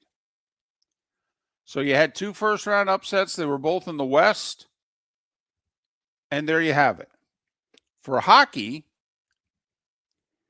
you had 1 upset in each conference, if you will, but I don't think to the masses they were considered upsets at all. But when Tampa Bay played Florida last year, the Lightning had home ice. They had finished in 2nd place in the division, and the Panthers had finished 3rd. The Panthers took care of the Lightning. And the team they beat in the finals finished in 3rd place in their division and beat the 2nd place LA Kings in the first round, even though they were down 2-0 and 2 goals in game 3. So the two teams, Mark, who played for the Stanley Cup last year, as they did the year before, but by seeding, they posted first-round upsets, but they were the only two. So we had 2 out of 8 in both the NBA and NHL last year by seeding. I think most hockey people didn't consider either series an upset, but Lightning And I'm pretty fans did. sure, I'm damn near positive, David, that the same thing in the Golden State Houston series, because I think Golden State was the money favorite in that series. Right. Because it was, Houston had a really good regular season record, but this is the playoffs now, and Golden State proved just that. Because if I remember, most everybody was picking that. The T-Wolves one was, I think, probably more 50-50, if you will. But just pointing out by seeding, what Vegas declares is something totally different. But by seeding, that's what we had last year in the first round. 2 out of 8 upsets in the NBA by seeding. 2 out of 8 upsets by seeding in the NHL. So nothing crazy, but just giving you some perspective 1 year later. I'm picking one in the NBA for what it's worth. And I'm not. And I don't know what I'm doing in the NHL. I don't, because I could see a few. Like, I think Buffalo's better than Boston, but is anybody going to be stunned if a team that hasn't made the playoffs in over a decade gets bounced in the first round by a team that has a little bit of pedigree with a good goalie, a superstar player, and an Olympic defenseman? I don't think anybody would be in 1 versus 16 shock in this 2 versus 7 series. In fact, Mark, there's a lot of people that think that that's a bad draw for Buffalo. That Boston is not. Now, I don't know how much better the Ottawa draw would have been. Okay. But there are a lot of folks that think that, the X factor with Ottawa is their goaltending. For the first 60 games of this year, they had the worst goaltending in the league. They got their number one goalie healthy late in the season. He played really well. And that's why, Mark, I think a lot of people are high on Ottawa. They're like, well, if Ottawa gets goaltending, Ottawa ain't a wild card team. Right. And Carolina's lacked what in the playoffs? Goaltending. Right. So I think you could flip a coin on Penguins Flyers. Flyers are playing great right now, and Pittsburgh is, to me, just a surprise that they're a 2 seed, for crying out loud. All right. I know this is a goober thing, but I heard this stat. Since January 1st, the best team in the NHL 5-on-5 has been the Pittsburgh Penguins. And Philadelphia has been terrific on the road now since about that same time. Right. They've lost like 1 road game in the last 6 weeks. So, think about it. If the regular season matters at all, it's Tampa Bay, Montreal. They both finished with the same number of points. Pittsburgh, Philly, I think they both finished with the same number of points. Anaheim and Edmonton, a point apart. So there you. I think that even the Vegas-Utah series, I think even though Utah's a wild card, I think, what was it, 3 points? 3 or 5, but yeah, it's in that. Yes. So if now, we say playoff hockey is very different, but of the playoff series, there are some that from a regular season point standpoint are incredibly close. And I think Dallas and the Wild's going to be a terrific series. Like, I think Colorado beats LA in no more than 5. I agree. Other than that, I'd be surprised if any other series go less than 5. I even think Utah can give Vegas 6 games. Hell, the points there aren't very far apart. Utah finished with 92 points, Vegas with 95. So I think that, we have the potential to have a bunch of deep series in the first round of the NHL playoffs. Right. What you're saying is, okay, you think that 7 of the 8 series will go at least 6. Yeah. Right. And I'm with you. I'd be surprised. Outside of Colorado dismantling LA, I'd be surprised if somebody dismantles somebody in any of the other series. Now, we all know you could play a bunch of one-goal games and one team just manages to win them. I mean, hell, the Panthers a couple of years ago, it's probably the closest series I've ever seen in which one team swept the other. And it was an amazing series. Florida just won 4 one-goal games. And that could very well happen in a bunch of these series. Right. But Now, I'm with you asked you. me who I'm rooting for outside of Tampa Bay, who I want to win, and I want Tampa Bay to go to the finals, and I'd like them to play Colorado. I think that would be tremendous. But I'm rooting for the Buffalo Sabres, and not because I like to pick on Boston, because Buffalo deserves it. They just deserve it, damn it. Damn it. Well, I'm also, because I'm old. So whenever there's a team that's led by an old guy, you know who I'm leaning towards. And I happen to love him, even though he played on a rival. I've been a Crosby. I've been in the tank for Sidney Crosby for a long time. So, and the Penguins haven't won a playoff series since they won the Cup 9 years ago. So I'd love to see, and so would the NHL, love to see Buffalo and Pittsburgh advance to the second round of the playoffs, because that's maximum ratings for whatever the NHL can get. Buffalo and Pittsburgh helps them get it. Yeah, I mean, if you were the NHL, you do want Carolina to win. I mean, just in the East. Right. You want Pittsburgh to beat Carolina in round 2. And you don't really give a damn with Tampa and Buffalo, because even though it would be nice for Buffalo, David, they're going to watch either way. And Tampa's a bigger market. Tampa's been there before. There are some stars on the Tampa team. I'm not talking about locally here in Tampa. I'm talking about nationally. But By yeah, the way, I'm sorry, a quick NHL discussion, MVP discussion on NHL Network yesterday afternoon. They had a 3-person panel. 2 of them picked Kucherov. I almost wrecked the car. David, it was a long time ago in which you told me, and it was great advice then, to quit watching the news. You'll be a happier person. David, I'm going to give you some advice right now. Uh-oh. Turn on some music and turn off NHL radio. Your roof is your home's first line of defense. At Pelican Roofing of Florida, Ronnie John and their team bring years of experience to protect what matters most, your family and your business. From residential repairs to large-scale commercial roofing, we deliver honest work, fair pricing, and quality you can trust. An upgrade on your roof can lower your insurance costs. Don't wait for a leak to turn into a disaster. Call the experts at Pelican Roofing today. 1-866-9-PELICAN. That's 1-866-9-PELICAN. Online at pelicanroofingcompany.com. CCC 1332512. The Floormeisters just doesn't sell Cortec and carpet. They also sell a lot of wood. And what better time than now to stop in and see the nice folks at Floormeisters for some new hardwood for your home. With white oak wood starting at $4.99 a square foot, that makes it affordable for everyone. With 10 colors to choose from, they have a color for everyone. So stop in. 6281 Naples Boulevard, right next to Costco, or go to the web. It's floormeisters.com.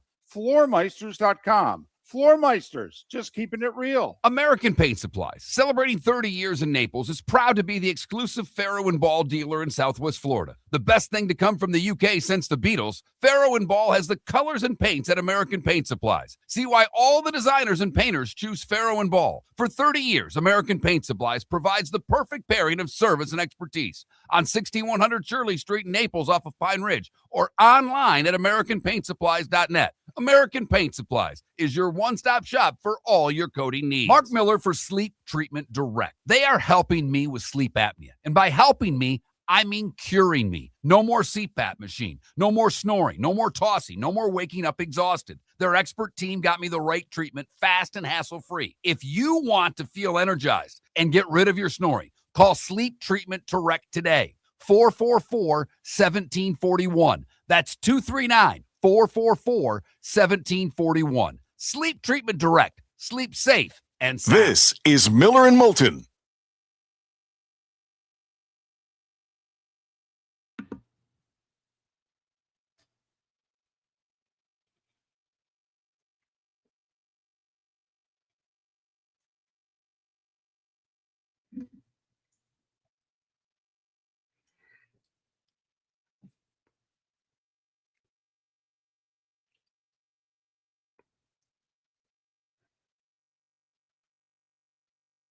I do find it funny, Sonny. I don't know where you can actually watch news anymore, but because I don't think they do a whole lot of news anywhere, no matter what side you're on. They do propaganda. That's my personal opinion. That's why I don't watch. My mother does, so it comes on once in a while, and I turn it off pretty quickly on her.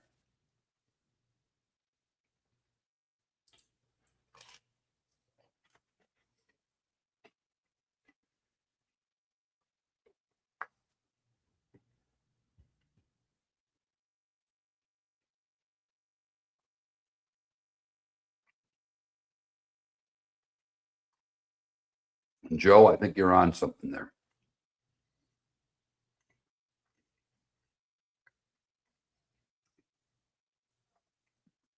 I don't think I could do 4 hours of it, but trust me, if David and I wanted to, I think we could do a very good hour of news every day. No interest in doing it. We'd piss too many people off. I mean, we'd really upset people. We always joked when we were now with the company that is airing our station locally that we would love to fill in for the if you're watching the Loc from 6 to 6:20 to find out what's going on in your area, sure. I can get that in 38 seconds on one of their websites, though.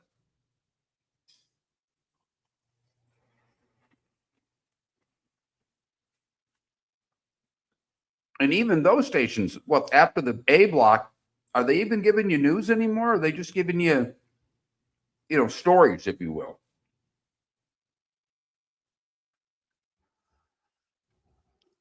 I mean, I get both their updates on social, and I don't know how much of what they update on there is actually news. I mean, sometimes it is, but I mean, while it's news that the guy broke into or was into a sterile bar and apparently beat up his grandma, is that life-changing stuff? Is that stuff we need to know? I guess. I will say the bigger market you're in, the more sensational the stories are. And I would think the 6 to 6:20 in Jacksonville's got more juice to it than Fort Myers, if you know what I mean. Certainly does in Tampa. Yeah, it does. I just like when I'm having dinner and the news is on, David. They actually do real sports, because they've got teams. Right. So they're talking Lightning and Rays every night at 6:25 or whatever. And Deadstroke, I'm with you, but I mean, have been for years, Sonny.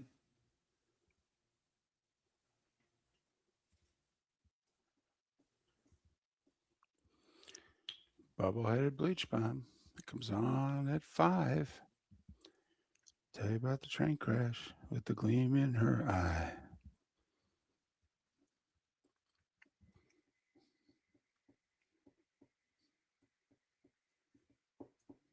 We were metalheads back in the day. My buddy watching back home just sent me a text. He goes, "Does that say Dio on your cup?"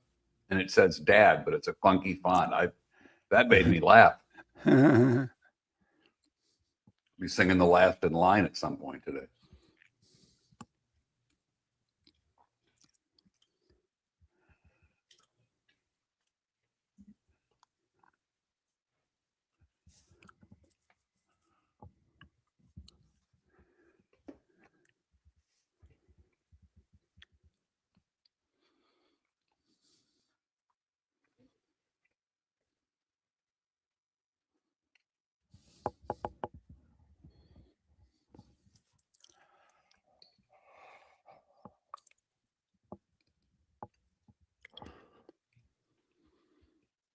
Yes, and now we've heard about the story every day for what, probably 2 weeks? Tragic story, but is it still news? I guess.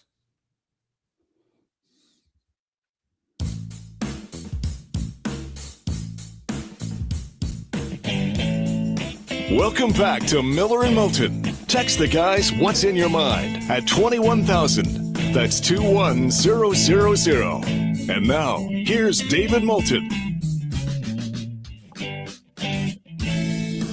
22 minutes till the top of the hour. Miller and Moulton, millerandmoulton.com, Miller_Moulton on X.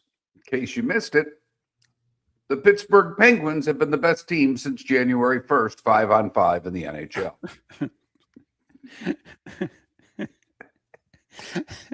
I probably could add a little more music to my life.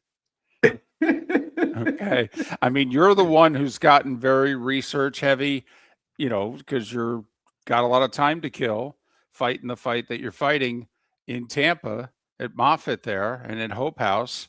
And so I know you are, you've got more papers around you. You've got more stuff in your head than you normally do. You're more well-rounded than me. You've always had more of a life. When you're back home, you have to pick your daughter up from school most days. You've got errands to run. You cook dinner. So, you're well-rounded. I'm You're Mr. Mom at home. I really Right. and truly am. Right. I do the show, but from that point on, I'm Mr. Mom. These last 10, 11 weeks, you've had none of that. So you've poured yourself into, yes, you've watched a few shows. You watched The Sopranos again.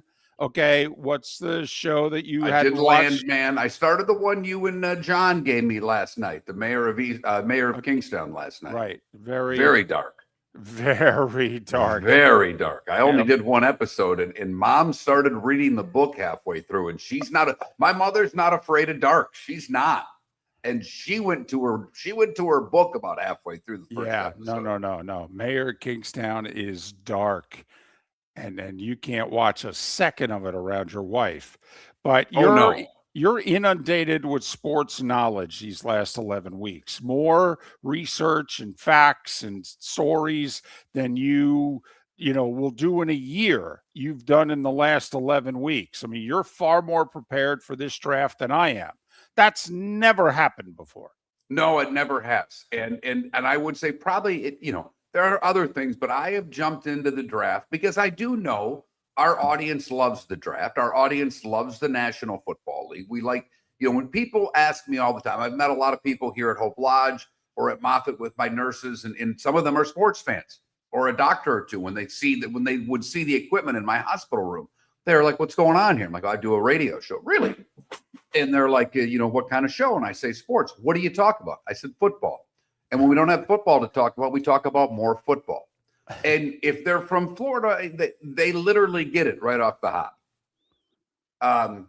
So that's, we've learned from our audience over the nearly 20 years that we've done this, that our audience wants to talk football as much as is humanly possible. And David, the one big change, I think, from when we started to now, from a football standpoint, spring football in college was a big deal not that long ago. It was a really big deal. People paid attention to spring ball, not just to their teams, but a little bit more on the whole. That was also because signing day was in February. Now, you and I were big advocates of moving signing day up, which they have done.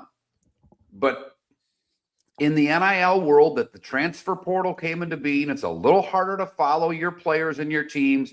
And coaches are done with the spring game by and large.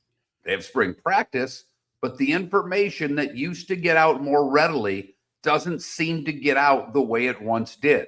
So the college football fan has taken the offseason off more now, to me at least, David, than ever before. And there's a couple of reasons why that is, but if you follow the sport, you know them. To me, Mark, what I think it could lead to, since there is less, if you will, football during the offseason in college than there used to be, you can start the season sooner. Now, there's no doubt it's going to be hot. Man, you can't avoid it. But I actually think that since there is no big spring football game at most places anymore,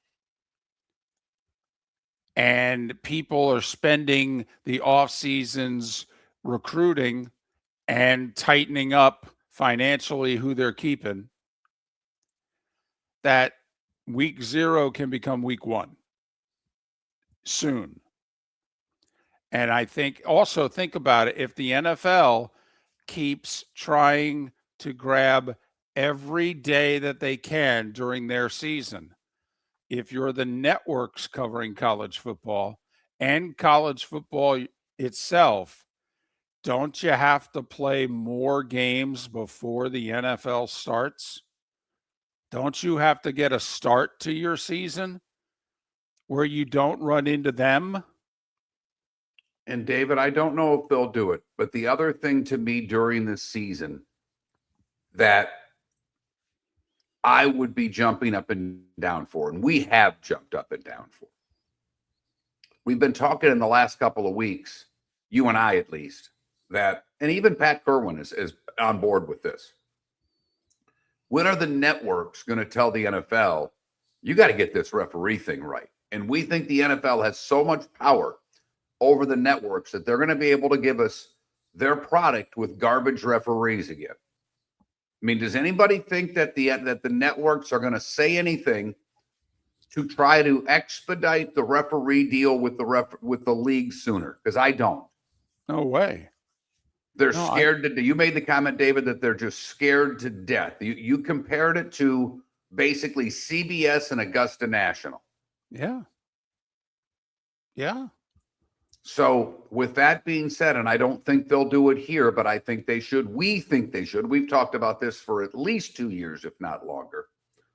But right now, if I'm the networks who are watching, they spend a lot of money on college football, obviously. And the numbers are up. They are significantly up.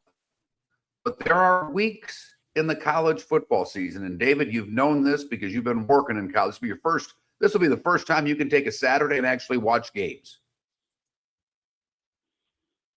Some of the schedules that we have during the regular season are pathetic.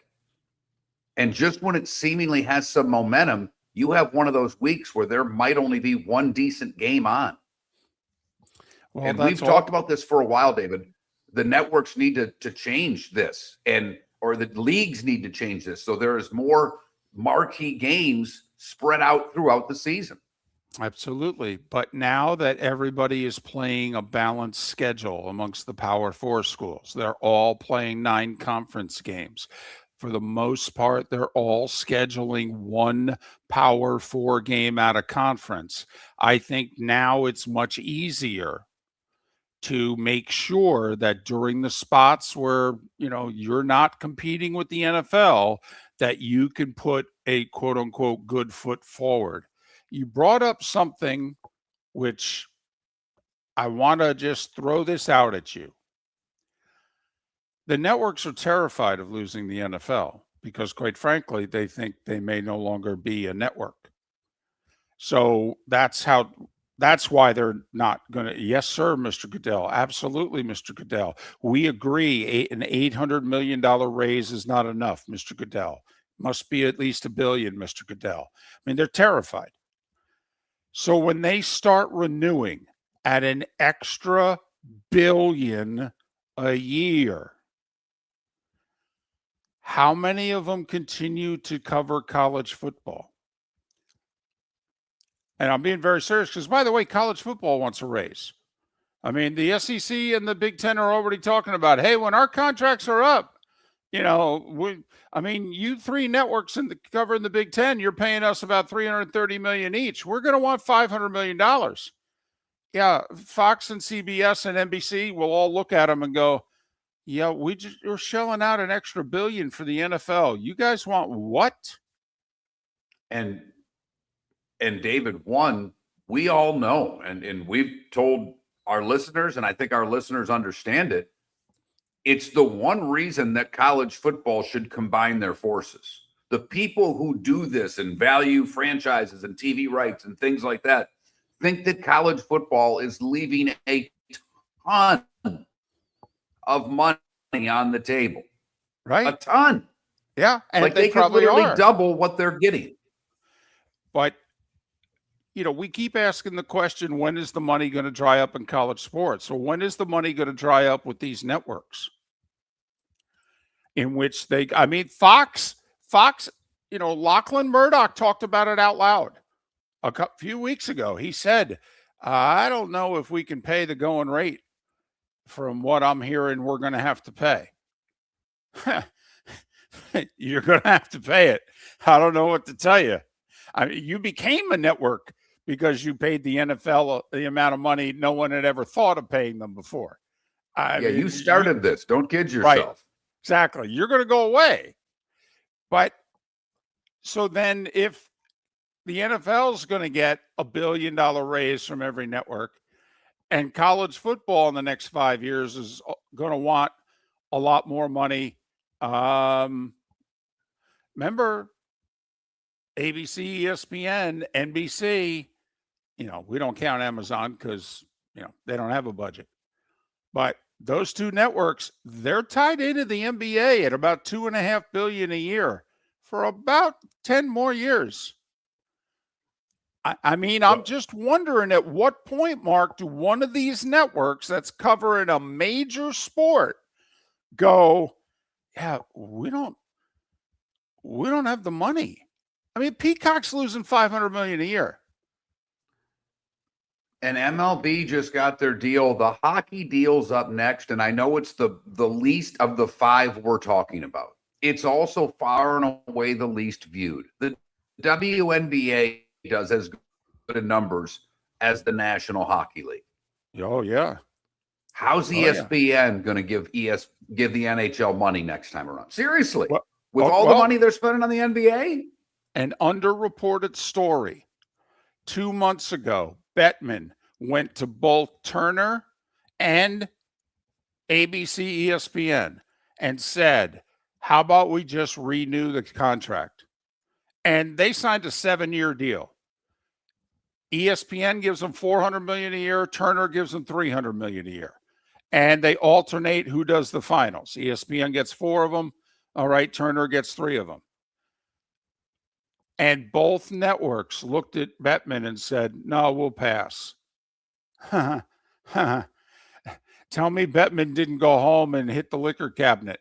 All right, because that's a bad day at the office when they won't renew for status quo in the future. You weren't asking for a raise. You were asking to keep on keeping on, and both networks said, no, we're good. And you're a league that if you try to go the Apple TV route like MLS did to get paid, do you just disappear? And on top of that, all of your games were watched where during the regular season? Your local teams do it on the old FanDuel, Fox Sports, whatever. Well, those are gone. The regional cable thing has disappeared. So where are you going to get your money? Baseball's counting on more. They're going to consolidate as many teams as they can, and they're going to try to have the same type of structure as the NFL, college football, and the NBA. And I mean, if you got networks, stare down with college football, if you've got networks who are saying no to the NHL, I mean, it's a great point. Rays fan here in Tampa, Marlin fan in Southwest Florida, the Rays or Marlin fan in Jacksonville. Are you watching more or less earlier? Is it easier to find? Is it harder to find? I think these are relevant questions as you go forward with that sport, with basketball, with hockey going forward, because even though the national deals are big for the league, for the teams, the local deals were paying lots of money. Well, they're not getting that money anymore. I mean, Fox is paying a lot of money for Major League Baseball. That contract goes through 2028. But between now and then, they're going to have to give the NFL another $1 billion. So what are they going to have left for baseball with college football negotiations looming? By the way, for the record, the question you just asked, I'm watching more. It worked out better for me, because I've got cable, that the Rays have a designated channel and the Marlins have a designated channel. And I know when they're playing, obviously, and I've been going right to them. No competition. I don't have to worry about sometimes basketball or hockey competing on the regional channels. No, man. I got my Rays channel, my Marlins channel. I think this has worked out great. Curious how long it stays. Right. For me, I can't watch any of it. Yeah, which sucks. And come July, once the playoffs are over in basketball and hockey, looks like I got to spend more money if I want to watch baseball for the rest of the regular season. Pat Kirwan talking the draft. That's next. This is when we break, David, right here. American Paint Supplies is your one-stop shop for all your coating needs and has been for 30 years. American Paint Supplies is also your #1 Festool dealer in Southwest Florida. If you are a builder, cabinet maker, painter, or power tool enthusiast, Festool craftsmanship can be found at American Paint Supplies. Celebrating 30 years of service, and Festool is celebrating 100 years of excellence. Come to American Paint Supply for a pairing of service and expertise on 6100 Shirley Street in Naples off of Pine Ridge, or online at The AmericanPaintSupplies.net. Floormeisters just doesn't sell chicken carpet. They also sell a lot of wood. And what better time than now, the nice folks at Floormeisters, for some new hardwood for your home. With white oak wood starting at $4.99 a square foot, that makes it affordable for everyone. With 10 colors to choose from, they have a color for everyone. So stop in, 6281 Naples Boulevard, right next to Costco, or go to the web. It's floormeisters.com. Floormeisters.com. Floormeisters, just keeping it real. Mark Miller for Sleep Treatment Direct. They are helping me with sleep apnea. And by helping me, I mean curing me. No more CPAP machine, no more snoring, no more tossing, no more waking up exhausted. Their expert team got me the right treatment, fast and hassle-free. If you want to feel energized and get rid of your snoring, call Sleep Treatment Direct today. 444-1741. That's 239-444-1741. Sleep Treatment Direct. Sleep safe and The sound. Cape Coral Police Department is growing and they want you to be a part of it. They're hiring new officers. Starting pay is between $74,000 and $90,000 depending on your experience. And with a $10,000 hiring bonus, you could be making $100,000. Enjoy paid holidays, off-duty details, plenty of OT opportunities. They're also hiring dispatchers and professional staff. So go to capecops.com. capecops.com. Be brave, be best, be Cape. Your roof is your home's first line of defense. At Pelican Roofing of Florida, Ronnie John and their team bring years of experience to protect what matters most, your family and your business. From residential repairs to large-scale commercial roofing, we deliver honest work, fair pricing, and quality you can trust. An upgrade on your roof can lower your insurance costs. Don't wait for a leak to turn into a disaster. Call the experts at Pelican Roofing today. 1-866-9-PELICAN. That's 1-866-9-PELICAN. Online at pelicanroofingcompany.com. CCC 1332512. If you're a business who targets men, please know there is no better and more economical way to reach your target audience than us at Miller and Moulton. So let us help you make money. You can reach out to Mark at that Mark Miller or me at the David Moulton on X, or text us at 21,000. We have a proven product, a good reputation, and lots of quality segments that we can attach your company's name to. Miller and Moulton, we're like that old pizza box. You've had the rest. Now try the best. Miller and Moulton, millerandmoulton.com. This is Miller and Moulton.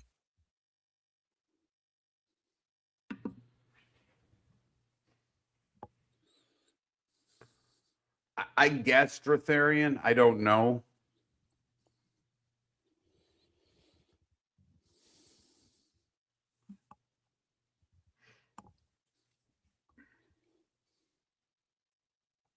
Okay.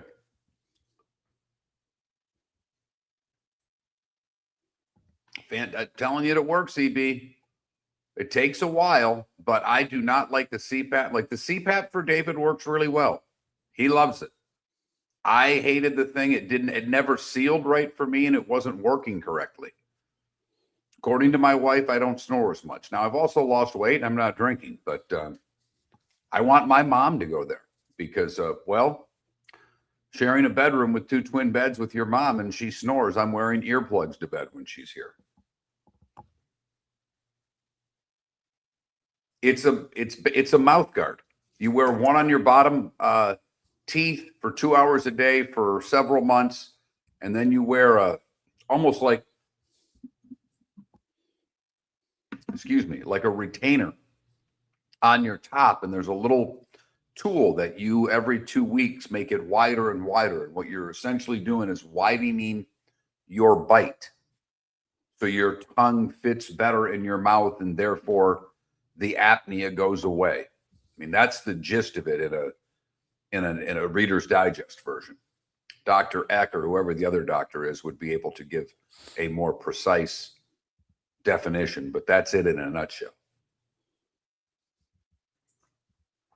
But because I kind of am a violent sleeper and I sleep on my side, that mask, I had to wear the mask and it never sealed.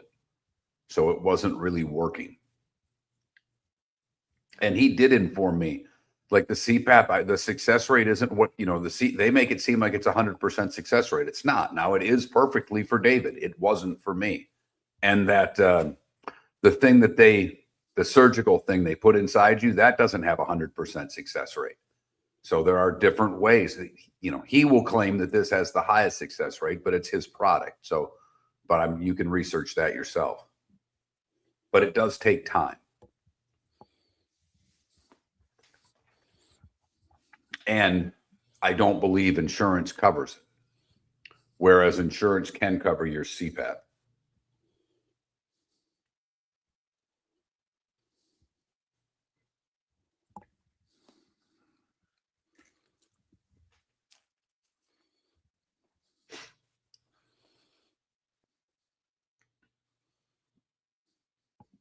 But it doesn't have a 100% success rate either. That's the point. And your tongue gets in your way from what I've been explaining, Javier. That's what gets in the way is your tongue. And that's what this prevents also, because it's literally moving. It's widening your bite. It's interesting. But I have no problem sleeping with this retainer thing.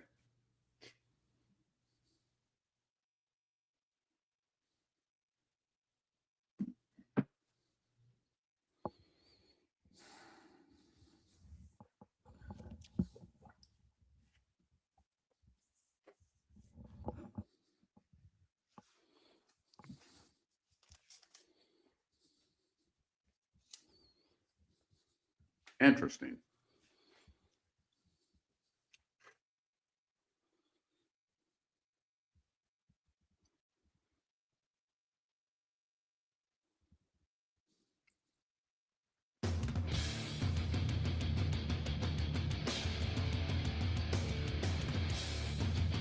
You're listening to Miller and Moulton, coming at you from the Floor Meister Studios. Floor Meisters, keeping it real. And now, here's Mark Miller and David Moulton. We are halfway home on this Friday, at least in Jacksonville and Tampa St. Pete. Final hour of the show in the 239, Punta Gorda, Port Charlotte, Venice and surrounding areas, Live Oak, Lake City and surrounding areas. We're Miller and Moulton, millerandmoulton.com, Miller_Moulton on X. Having trouble hooking up with Pat Kirwan right now. Hope to correct that and speak with Pat coming up here shortly. JP Peterson will join us in a little more than a half an hour. Got Lightning talk. We've got Rays talk. We've got Rays Stadium talk. And we could even throw in a Bucks draft question or two with JP Peterson coming up in about 35 minutes time. This is unrelated to anything that I just brought up, but I just saw something on my phone and I just wanted to throw this out there because a lot of golf fans who listen because of the markets that we're in. So Nick Faldo was asked about Rory and about his place in European golf history, lore, if you will. And Faldo, without hesitation, said, "Oh, he's the top." He said, "He's passed both me and Seve." He said, he's the greatest European golfer of all time. Without hesitation. What I don't mean his personal record, David. Has he lost? How many times has he lost playing for Team Europe against Team USA? I don't mean him personally, but what's Europe's record against the USA in the Ryder Cup since Rory's been playing? Has he lost one time? Yeah, because Faldo, when he was captain, got beat badly by us when Azinger was captain. And I believe that was 2008.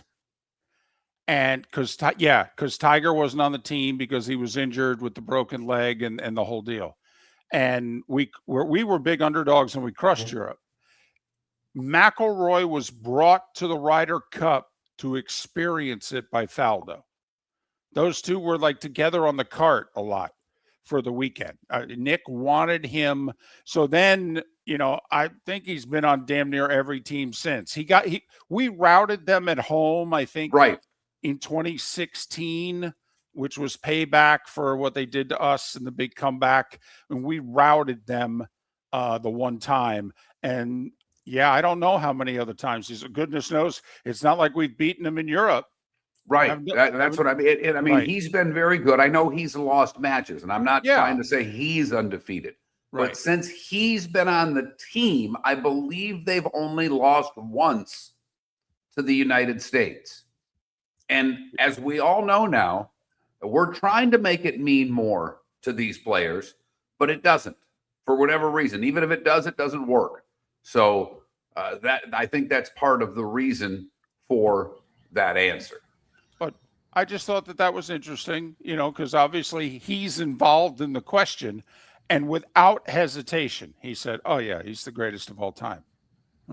Wow. Okay. Gotcha. Pat Kirwan might be our greatest guest of all time. No doubt. Without hesitation.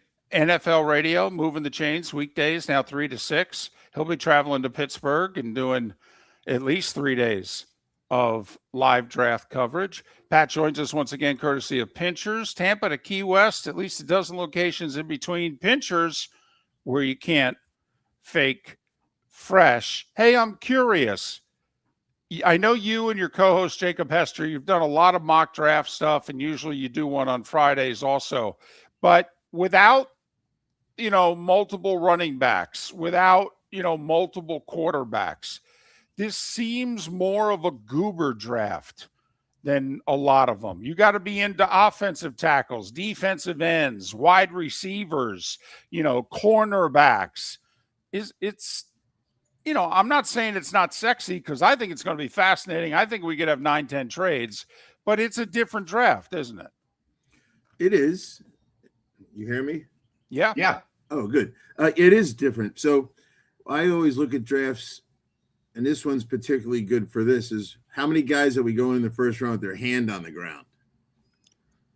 Just think, that's how I like to think. So hand on the ground, offense and defensive line, and you start to see that this draft will be dominated. We had 6 offensive tackles go last week. Now, we're not doing a mock draft today. Today is the fans. We'll see what they do. But so if you look at it from that sense of offensive linemen, defensive tackles, defensive ends, the draft is going to be dominated by guys with their hand on the ground. Because I even think the receiver group's fairly weak. I've said it on this show before. I don't think it's going to be a dominating group of receivers, and I think it's more the second half of the first round. So there's some interesting comments by GMs, and I don't think they're lying. I think they're trying to be truthful without telling you what they're doing. And you start thinking about what Brett Veach says.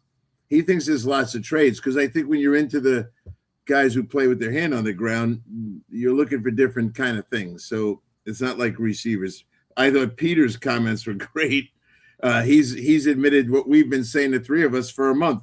It's a defensive draft, but it's also an offensive tackle draft. And I think if you start paying attention to what those guys say, and then George Patton's comment, I'm looking for guys with traits. Well, why? Because he's not going till 62 or 64, whatever his number is.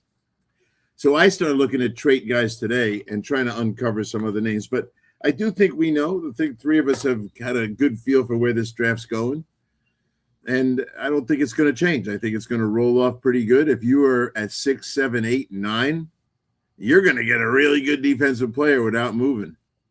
So I think we know where this is going. And yesterday I talked a little bit to Jake about patterns of behavior in drafts. And when the guys dump receivers and get picks, bottom half of the first round. And there's plenty of history for that. A.J. Brown, 18 to Philly.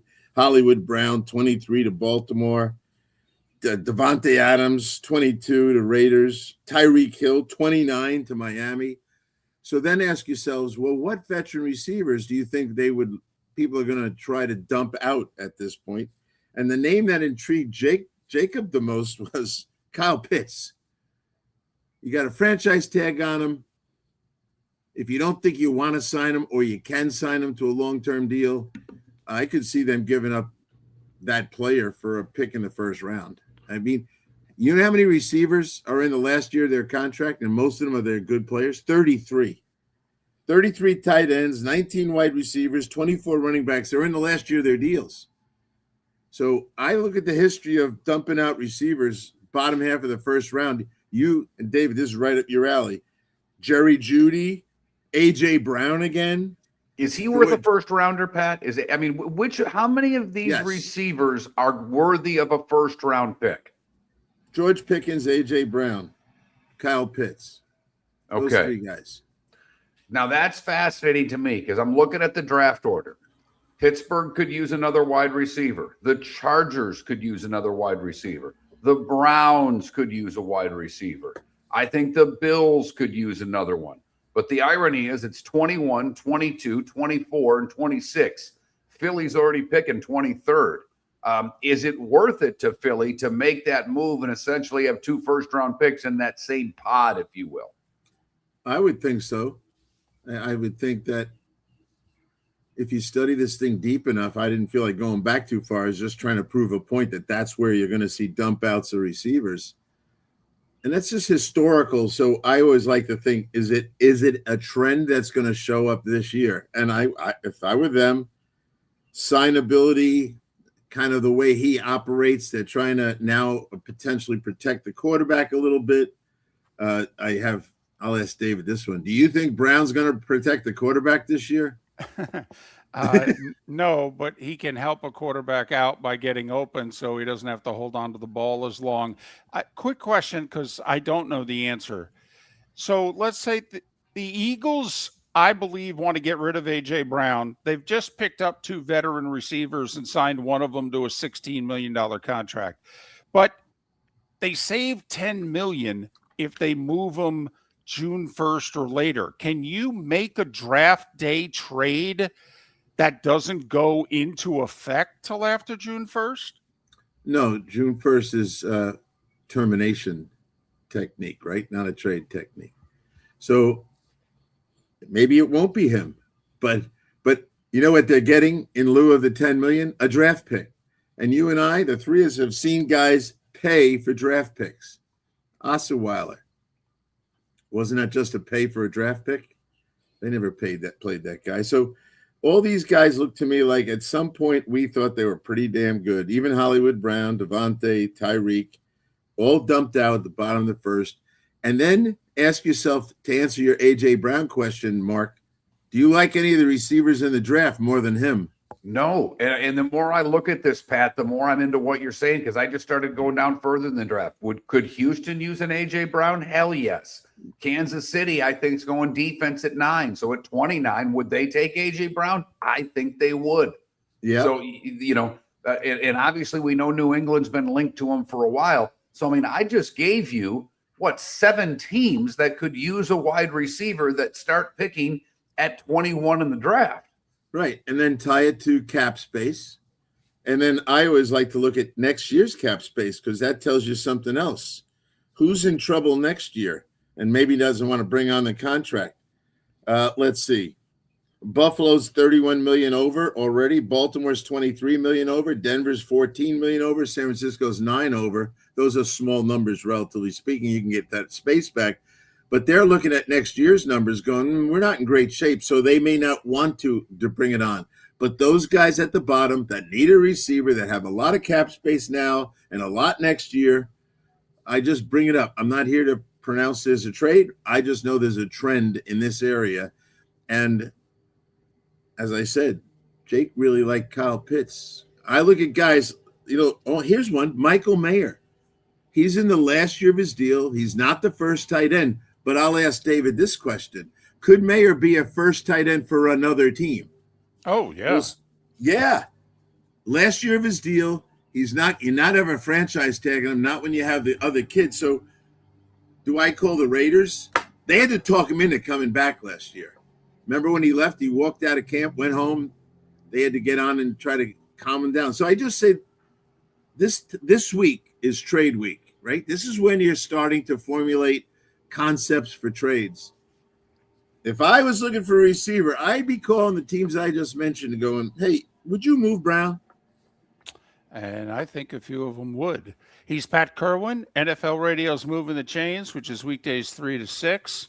He's part of CBS's NFL Today show, and he joins us Tuesdays and Fridays, courtesy of Pinchers, from Tampa to Key West and many locations in between. Pinchers, where you can't fake fresh. More with Pat on the other side here on Miller and Moulton.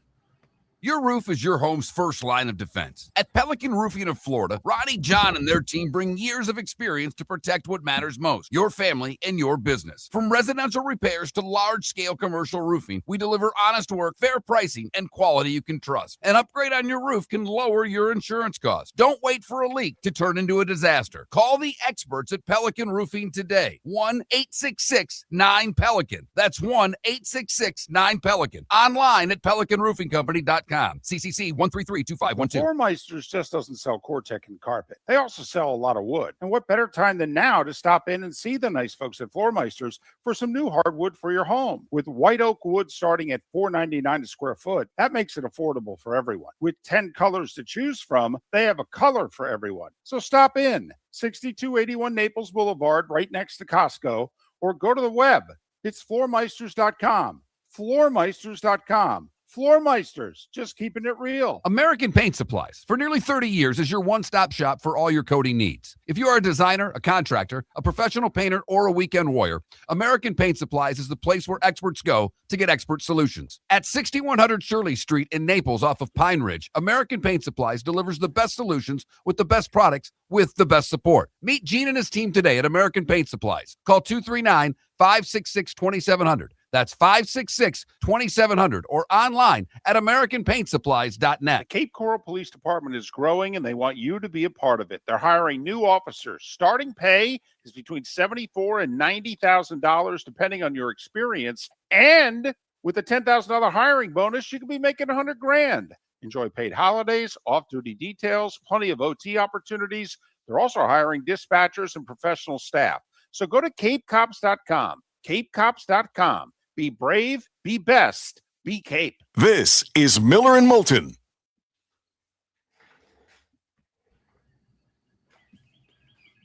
So, Pat, you're going through those receivers. Isn't the rookie there, Williams, in Detroit, going into his last year? Yeah. And I don't know if they can afford to re-sign him. I don't think he's worth a first, but they had, Miami at 43. Yeah. Now, as I said, they don't give him away. They want a first-round pick for him, and those are pretty powerful names in their time. Brown's still powerful. Devontae, not so much. Hollywood, no, but Tyreek, no. But when they were moved, they were big-time players.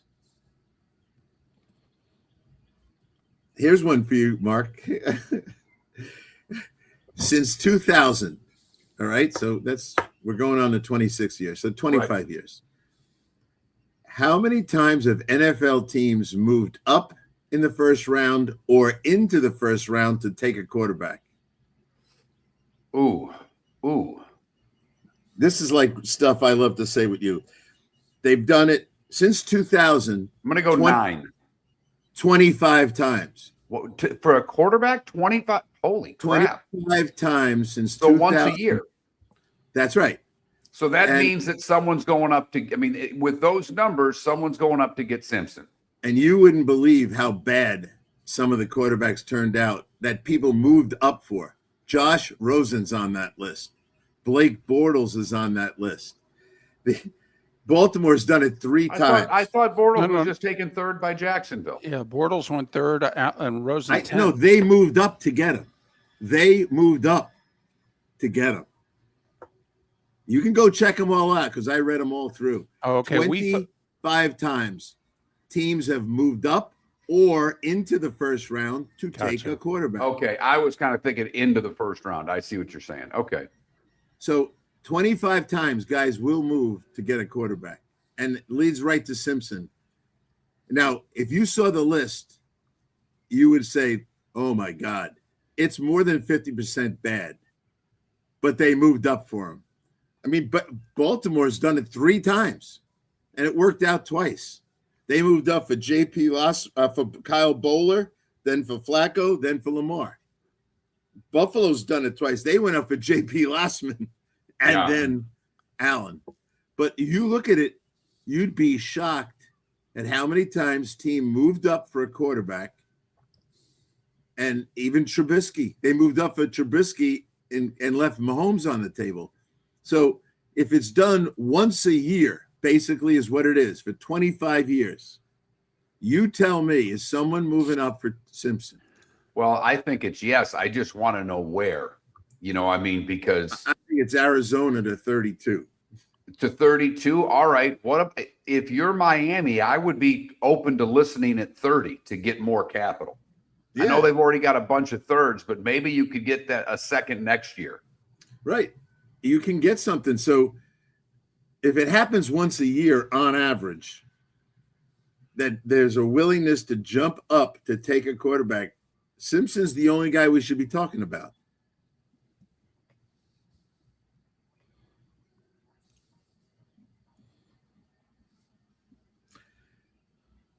Everyone says John Snyder's the mover of all time, right? And he's pretty good. He's moved down 24 times in his career and up 13 times. But he's not the king. Who's the king of trading up and down with a total of, 40 times in the last 15 drafts? He's moved up or down 40 times. Les Snead, the guy who wore a T-shirt that said he didn't like the draft. But this is the week to think about that stuff because they're all on the phone. I used to be on the phone every day. I had assigned teams to me, and I was just working those guys, trying to figure if we could come up with a compensation package if, in fact, we wanted to do the trade on draft day.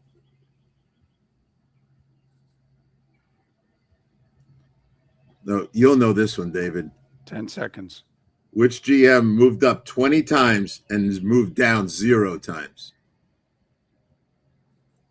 20 times in 14 years he moved up, but 0 times down. Welcome back to Mickey Loomis. Text the guys what's in your mind at 21,000.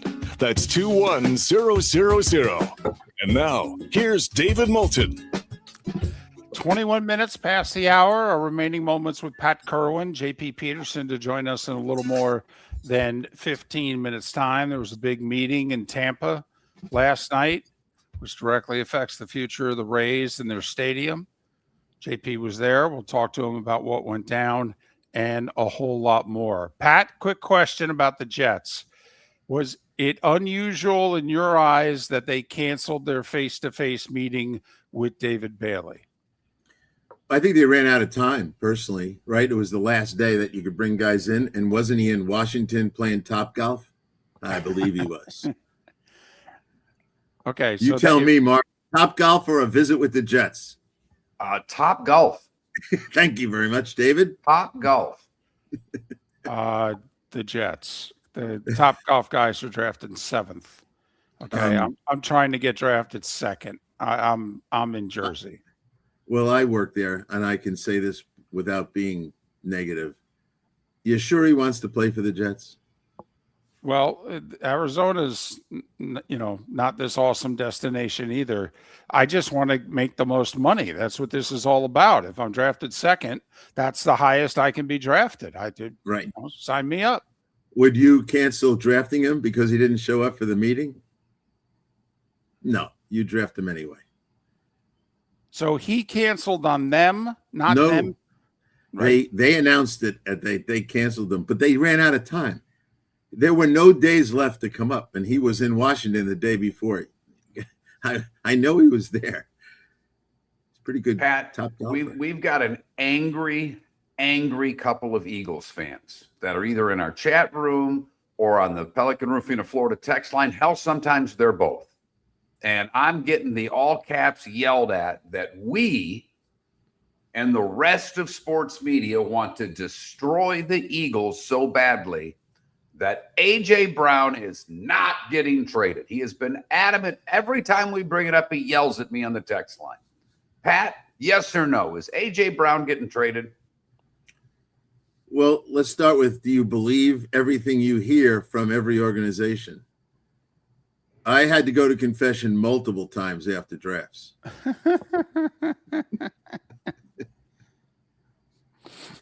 What else can I tell you? You lying blankety blank. Is that what you're saying?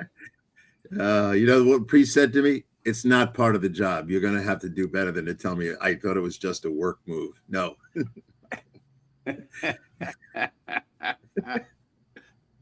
Also had a Lions fan chime in. What do you think they're going to do? I mean, everything I read and see says they're taking a tackle. I've seen Proctor there. I think they'd love it if the left tackle from Georgia there slipped all the way down to 17, but you think he's going to Cleveland. So when you look at Detroit at 17, what do you see, Pat? I have a quarterback who's a midline thrower who doesn't escape. He's not a runner. He's a pocket passer. Never lose sight of that when you're trying to rebuild an offensive line. And that offensive line needs not just a tackle. Things are a little shaky inside too. So I could justify going for two linemen in that draft. When they've been at their best, they had the number one line in the league, and they don't anymore. Does that mean the guard would go there if he's still there, Pat? Sorry, David, but the guard from Penn State, if he's still there, would you take him over, tackle number 4, if you know what I mean?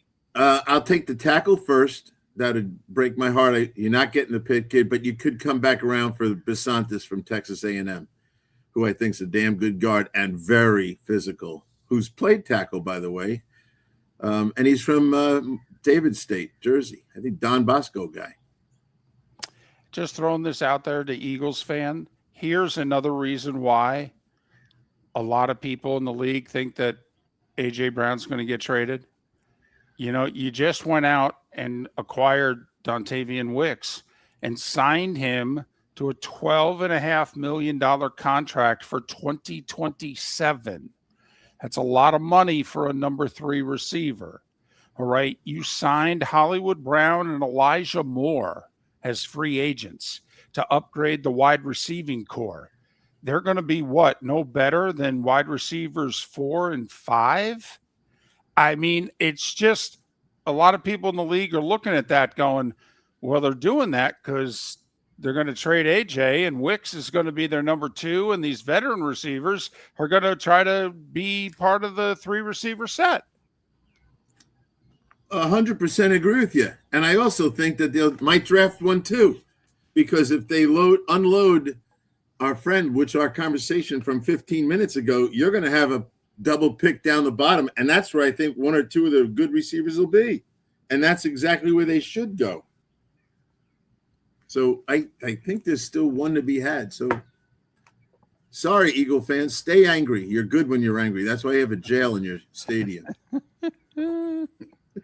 Pat, you began, and David talked about it right off the hop. The Kansas City GM talking about moving here, moving there. I thought it was pretty ironic in that we've already talked about Dallas trading with Cleveland, and the KC GM is saying, oh, team's going 3 up, 3 down. Let's see. Who's 3 up from Kansas City? Cleveland. Who's 3 down? Dallas. Was that Kansas City just letting the Cowboys and Browns know, we're open for business too?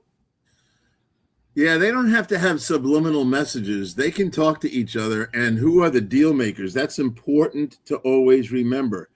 The deal makers reside in Kansas City, the Rams, Minnesota, Philly, and Seattle.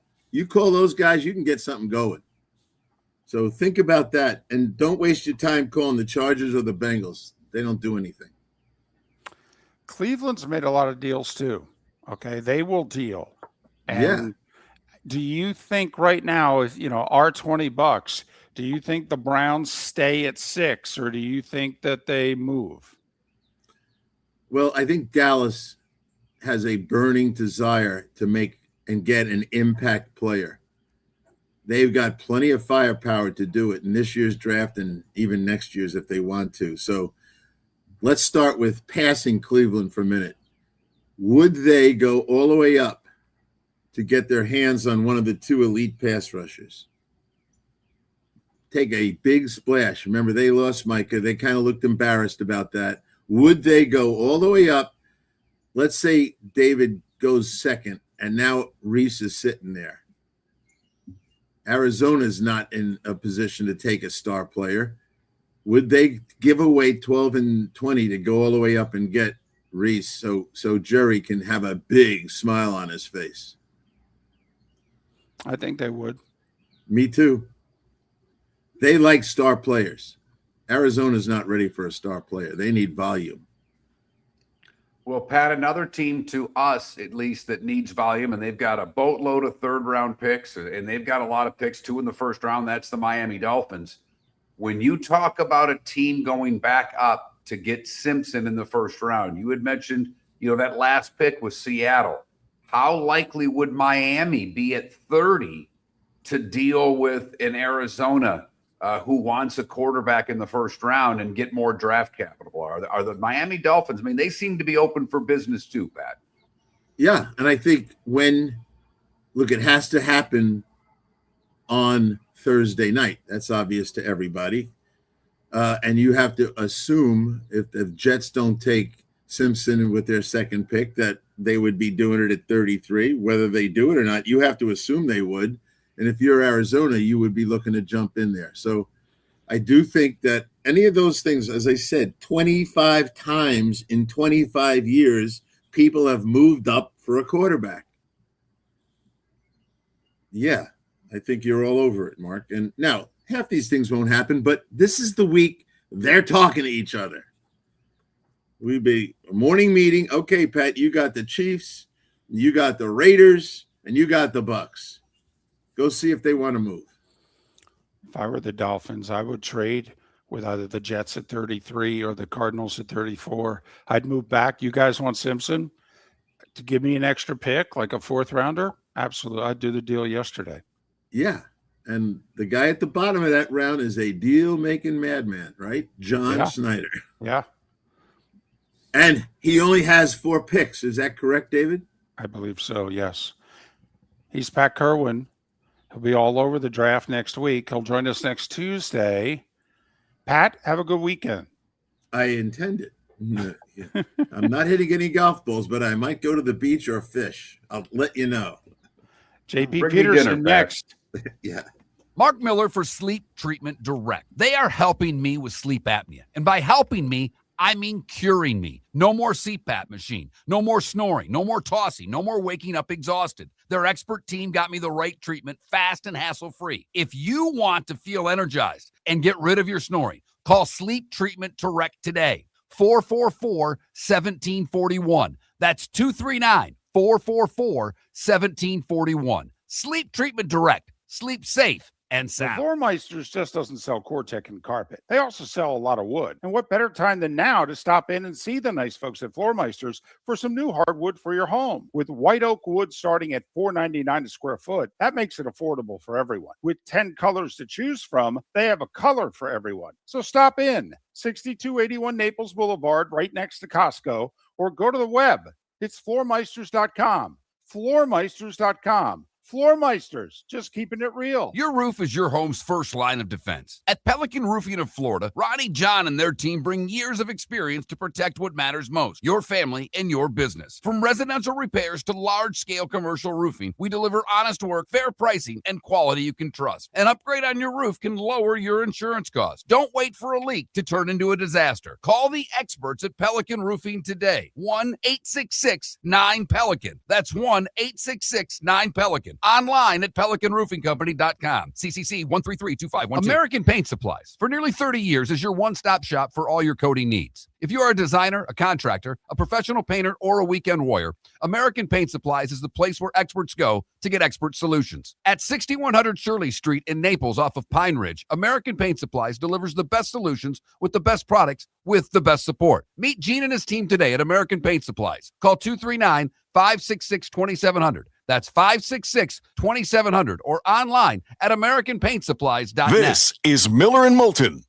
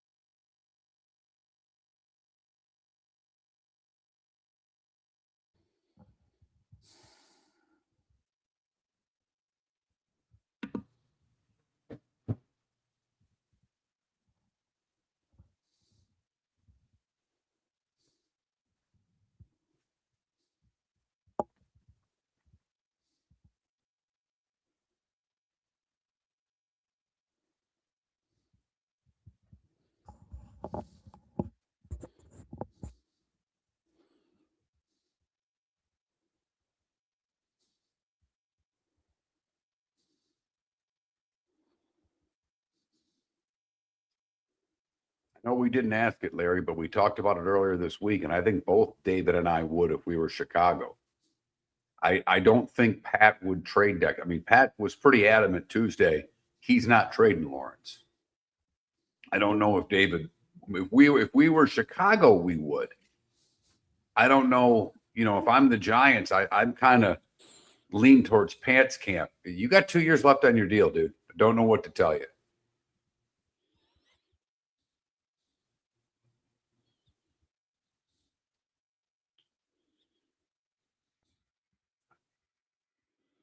Couple of songs that I know. I'm not as into Thin Lizzy as maybe you are, Deadstroke.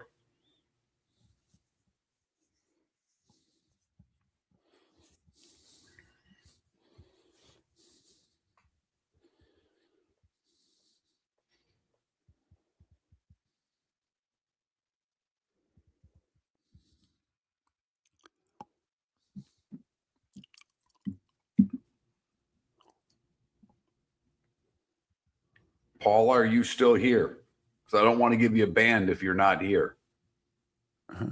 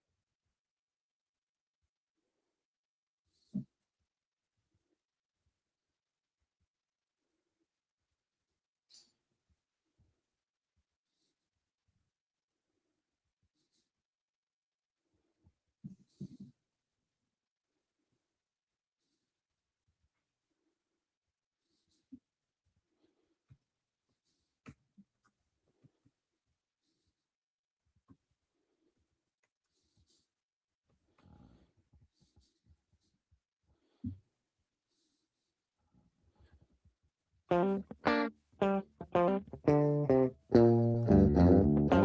listening to Miller and Moulton. And now, here's Mark Miller and David Moulton. 22 minutes till the top of the hour. Miller and Moulton, millerandmoulton.com, Miller_Moulton on X.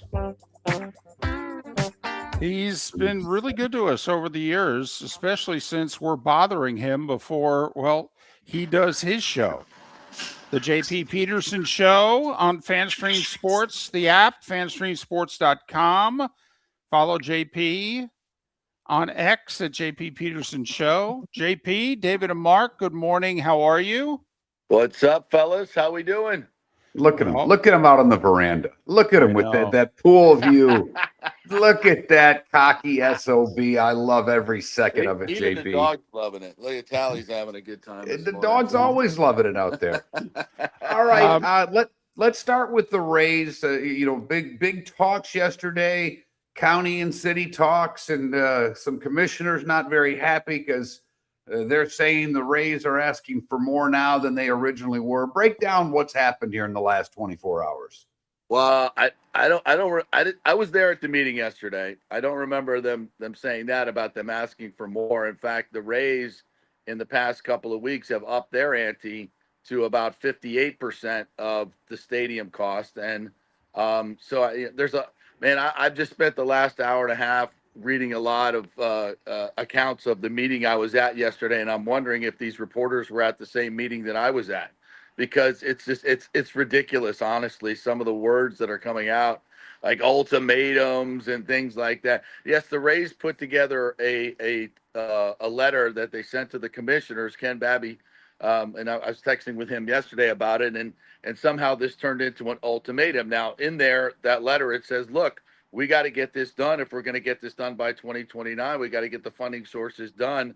If we can't come to an agreement, then we're going to have to look for alternatives. I mean, that's about the most obvious thing that could possibly be said. Obviously, if this doesn't get done, they have to look for alternatives somehow. that turns into an ultimatum. I mean, to me, it's just common sense, and it's exactly what it is. But a lot of these words, these are supercharged words that piss a lot of people off. And I think it's irresponsible journalism, personally.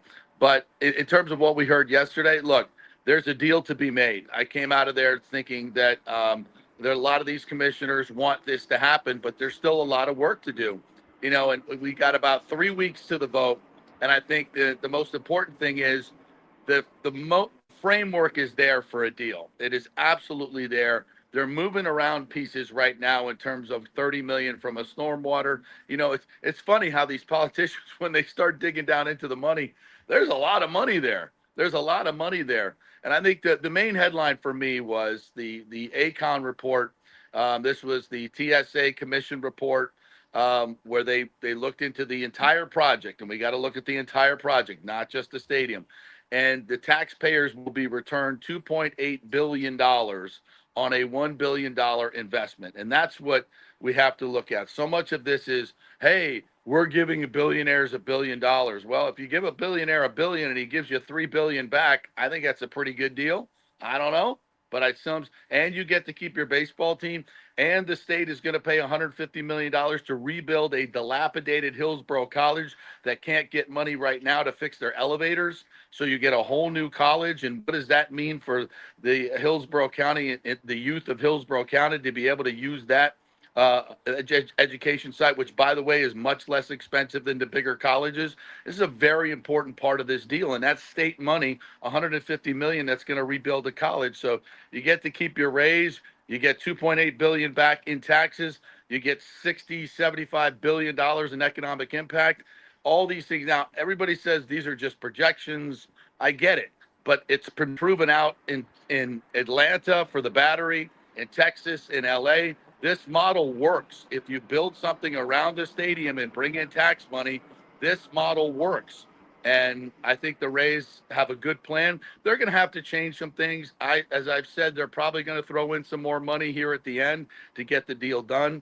So I don't think they're saying everything has to be our way. I think they've negotiated in good faith. And I think this thing's going to get done. If the vote goes the wrong way in 3 weeks, though, I mean, is there a plan B? I mean, in all seriousness, isn't Orlando the plan B? Well, I mean, this is the thing, when you start talking about Orlando, I think there's a lot of misconceptions about Orlando. A lot of their public money is already betrothed to $400 million to Camping World Stadium, and I think another $600 million to rebuild the convention center. I mean, this is what the people in Orlando have told me. I've heard absolutely zero real dollars that can be allocated to a baseball stadium from Buddy Dyer or any of the commissioners over there. They don't seem to have a thirst for baseball. They're thinking about the Jaguars, as they should, and other things that are happening in Orlando. They don't have an owner in Orlando. Morgan left town when the big workman joined the Rays. So I don't think Orlando is as ready to, and I don't think Major League Baseball wants Orlando as a market, to be quite honest. I just don't think they're interested in that. They have much better other options. So I don't think there is a plan B at this point, but they got 3 years left in the Trop, could push it to 4, so they have time to go. Yeah, I mean, would they look elsewhere? Well, why wouldn't you? If you own a baseball team like this, and there's 10 cities that would line up for a deal like this, to have somebody come in and put $8 to $10 billion into their city and bring a baseball team. Like I said, there's 10 cities lined up for they could, and everybody in Tampa can get the people that hate this, like, go away. Okay, I get it. I think it's an important piece of living in Tampa Bay, this beautiful place that we live in. You can see the Trop actually from here. That I think it's important to keep the team. But I don't think there's a plan B at this point. The thing that I read yesterday, JP, help me out if this was already there. The thing that seemed to get people fired up was the community investment tax. Was this something the Rays were already asking about? Was this new? Because that seemed to be the hot button. I could be wrong, JP, but from the stories I was reading yesterday and seeing, it was this CIT tax that everybody was jumping up and down about. Yeah, well, first of all, the CIT tax built Raymond James Stadium. for $190 million. We've had 3 Super Bowls. They're going to have 2 national championship games. We kept our NFL team. I mean, that is the greatest expenditure of tax money in the history of the world for $190 million. And that's, and it's all in perspective, right? In 30 years later is $1 billion, 100, whatever. It's a lot more money. I get it. But the CIT tax built Raymond James Stadium, so I think the voters know that it's available to build stadiums. There was some controversy that when this bill was passed and presented to the taxpayers a couple of years ago, they said it won't go to the stadiums. I don't remember that. It was not codified in the bill. The lawyers have said that's not the language of the bill. It says it's for public buildings. This is obviously a public building, so the lawyers said, yeah, it can be used, the CIT tax. And by the way, the ask of the CIT tax has gone from 600,000 to 200 or 600 million to 280 million. And I hear people say, oh, the Rays are not negotiating in good faith. They're not giving up. They've gone from 600 of CIT to less than 300. I would say that's movement. I would say that's negotiating. And that's the whole deal. There's still a lot of moving pieces. Hagan said that yesterday. The head of the county commission, he said the memo of understanding that the Rays put out the other day, the final deal will look drastically different. And that's what I'm saying. When you were in that meeting yesterday, there were a lot of, even Joshua Wostall, the biggest critic of this, who's nitpicking every little thing and grandstanding like a knucklehead, literally tweeted out that, may God have mercy on your soul if you will support this. He tweeted that out. Even he said there's another funding source for just tourist dollars that could fund this whole thing. So again, we got 3 weeks to the vote. Staff is working on all these different possibilities to fund the stadium. But to me, the bottom line is this. If the public puts in $1 billion, you get $2.8 billion back in property taxes from property that would not exist if not for this stadium. That's what you have to understand. Hillsborough College doesn't get a new college if this stadium doesn't happen, because we're bringing an anchor tenant that's going to bring in 140, 150 events a year and all this tax revenue and all this economic impact. So I think when you look at it from that standpoint, and you got to remember, these commissioners are always looking, where do we spend this money that we have, this huge $3.5 billion of CIT money, where we're going to get the most return? Show me another project where you're going to get almost 3 times your money back. I mean, in government, we never get money back, but this one actually does. So again, the governor's behind it, the mayor's behind it, the future mayor's behind it. There's a lot of political will. And I spoke to 2 folks that are very familiar with how this vote is going to go earlier that last week. And they both said, barring any really, really negative things coming out in the next month, that they feel that the votes are there and it's going to get done. JP Peterson, host of the JP Peterson Show. It's 10 a.m. weekdays. FanStream Sports, their app, and fanstreamsports.com. Follow JP on X at JP Peterson Show. All right, we got about 5 minutes. Lightning and Canadians, it begins Sunday, early evening or late afternoon. And all right, Montreal won the season series. That usually doesn't matter. Your thoughts on the matchup? Well, this is experience against younger, maybe faster. I don't know if I'll go more talented team in the Canadians. Marty St. Louis has them playing a lot like he played in his day. They're gritty. They've got some size to them. It's a good hockey team. But as you guys know, experience matters in the playoffs big time. And the Lightning have a huge advantage here in terms of playoff experience. Now, the Lightning have also lost 3 straight first-round matchups after their run to the finals against Colorado, where they lost in 6. So this is a kind of a pivotal time for the Lightning, and I'm not going to sit here and say they're playing great going into this, but to me, that doesn't matter either. We've seen that tons of times where teams just kind of coast once they get in, they coast to the finish, and then they flip the switch when the playoffs come on. That's what I expect this team to do. You know, the Panthers were really, really good at cheap shotting Kucherov and kind of taking him out of the series, Hagel, etc. We saw what they did. That's not going to happen with the Canadians. And although they got some guys that can fight and they've got some size, but I think the Lightning are the more aggressive team. I think they're more experienced. I think they've got better playmakers. We need to see Braden Point step up. He's been kind of absent. Radish has been fantastic. Hagel's coming back. So from a health standpoint, they're only missing Holmberg, who's an important piece. But Nick Paul will be filling in on his line, and we kind of like the fact that Nick Paul can score better than Holmberg. So you can have a shutdown line that actually scores. So I think they got a lot of ingredients to go deep into the playoffs. That said, I just haven't seen it in the past couple of weeks, and not consistently since the end of since the Olympic break, quite frankly. So it just, can they flip the switch? I think they can. I've seen them do it 100 times, but we still got to go see it. Well, to me, it's got to be a flip of last year. What you just talked about, how Florida took advantage of the Panthers a year ago. You got Suzuki and you got Caulfield. He's a 50-goal scorer. This guy's a legit star. If he played in the States, we'd pay more attention to him.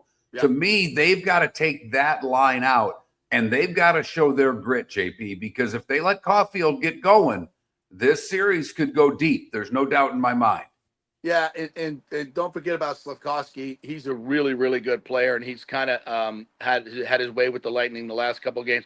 Goaltending is always the biggest thing, right? Vasi's the best in the game. He's the best in the world, and he's playing really, really well. Coaching. Cooper, I think, has it all over in terms of Marty, in terms of experience. Canadians went to the playoffs last year, first time in a long time. They got bounced out in 5 games by Washington, so they have some playoff experience. But goalie, big nod to the Lightning. Coaching, nod to the Lightning. Now Dobesh, who I think Marty's going to go with in goal, the last 2 games against the Lightning, he has been phenomenal, and I mean phenomenal. He stole a game in Tampa a couple of weeks ago. Won the game up there in Montreal. So really, he's played well. But, I mean, really they have 3 goalies that they've been using throughout the season, right? Or if you got 3, you don't have any, right? Just like quarterbacks in football. You want a guy that you have to, is going to be in the net every night, don't have to make decisions. And Marty's going to have to make some decisions. Cooper will not. So I think those are 2 big factors that are in Lightning's favor. JP, 10 seconds. Any talk about Hedman, or is he out of sight, out of mind? I would be shocked if he comes back in the playoffs. Not going to happen. All right. He's JP Peterson. Listen to him daily. Nobody covers. Lap swimming next. Lap swimming. I love it. Look at that. I'll be going for my walk on the South Florida campus. You can do your swimming by the beach. I love it. Thanks, guys. Be well. Nobody covers the Tampa Bay sports scene better than JP Peterson with the JP Peterson Show. Weekdays, 10 a.m., fanstreamsports.com and the FanStream Sports app. JP showing joining off us. That pool. Oh, my goodness. He had 2 things that made me jealous. He was showing off the pool, and he showed the dog. I need a dog. That's what I've learned since I've been here in January. It's time for the Miller household to get a dog. Well, then there will be a dog. Miller and Moulton, the bonus hour, the pro hour is next. Your roof is your home's first line of defense. At Pelican Roofing of Florida, Ronnie John and their team bring years of experience to protect what matters most, your family and your business. From residential repairs to large-scale commercial roofing, we deliver honest work, fair pricing, and quality you can trust. An upgrade on your roof can lower your insurance costs. Don't wait for a leak to turn into a disaster. Call the experts at Pelican Roofing today. 1-866-9-PELICAN. That's 1-866-9-PELICAN. Online at pelicanroofingcompany.com. CCC 1332512. The Cape Coral Police Department is growing, and they want you to be a part of it. They're hiring new officers. Starting pay is between $74,000 and $90,000, depending on your experience. And with a $10,000 hiring bonus, you could be making $100,000.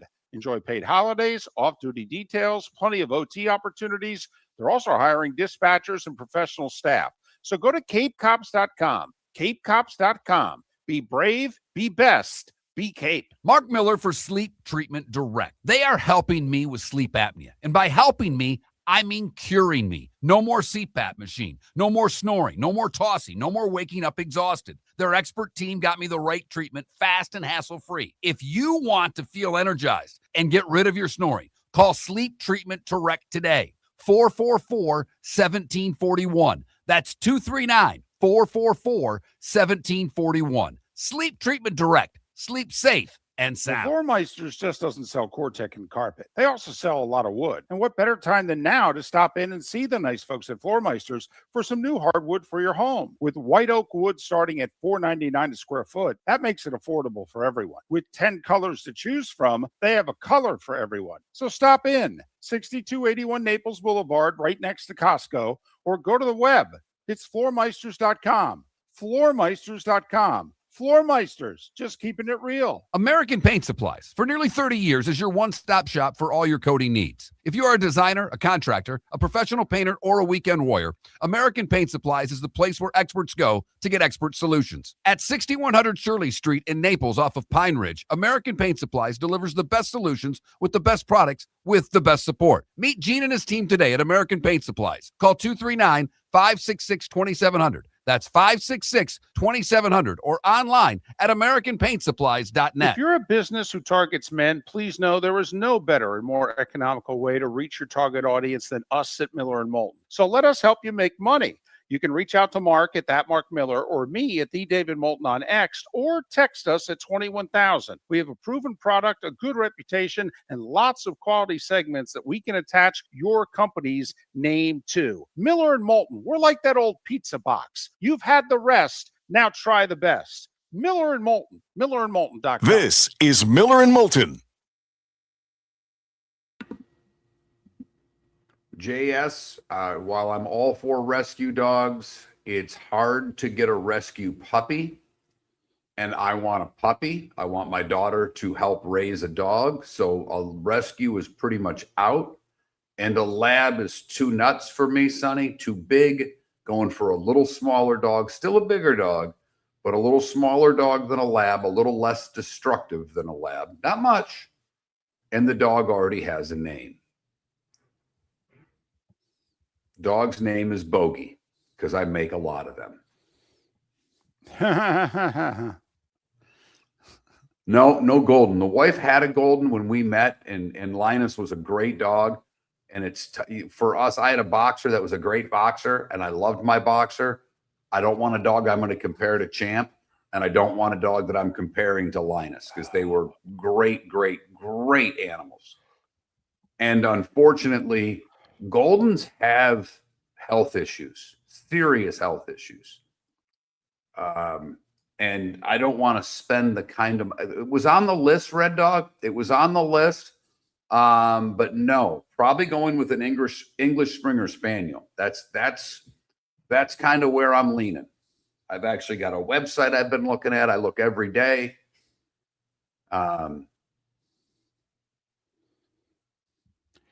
We went with a rescue English bulldog, 2 years old, and had a good run with Rufus. You had a great run, David, because those dogs don't last a long time either. Yeah, and we had 8 years with Rufus. Yeah. You also spent a boatload of money with the veterinarian because they're a vet's dream, those dogs. Yes, they are. And, with all the traveling, I mean, we boarded Rufus a lot. And my wife made sure, Rufus wasn't in a cage. That was no. Right, because they get up and exercise so much. So exactly right. No. We had to make sure that Rufus had room. Oh, okay. Right. Irish Setter's third on my list of our breeds. English Springer Spaniels 1, Golden is 2, and Irish Setter is 3. The only problem, I found a great website for breeders, but the Irish Setter breeders are a long ways away on this for this company, and they've got several of the other 2 in Florida. The closest I get with an Irish Setter is Mississippi. That's a long ways for me to drive to get a dog, and the lady looks cuckoo for Cocoa Puffs. Yeah, we went to Sarasota. Yeah, but yeah, I mean, that's right. Like you said, you got a 2-year-old rescue. I'd need a puppy. Right. That's why I'm not doing the rescue.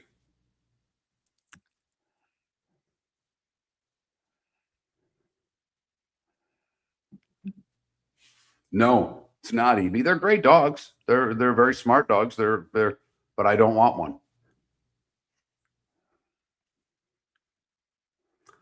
And the Labradoodle thing to me, to pay that much money for a mutt is ridiculous. ridiculous. And the same thing with Goldens. Goldens are expensive. Not that Springer Spaniels aren't, but they're a lot cheaper than a Golden. Jesus, Raider.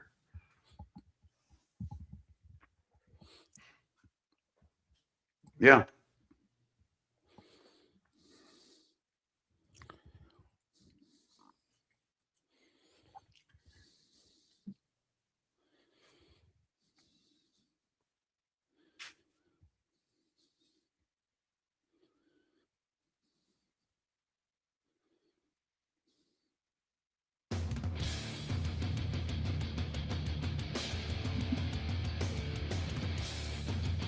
You're listening to Miller and Moulton, coming at you from the Floor Meister Studios. Floor Meisters, keeping it real.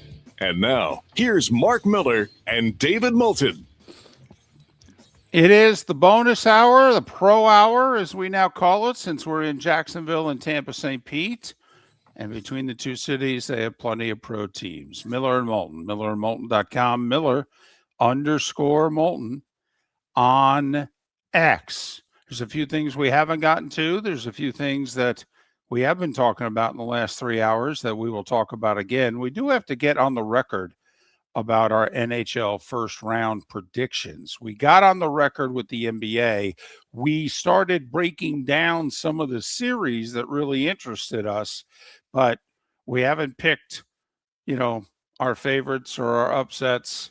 And so we will get to that momentarily.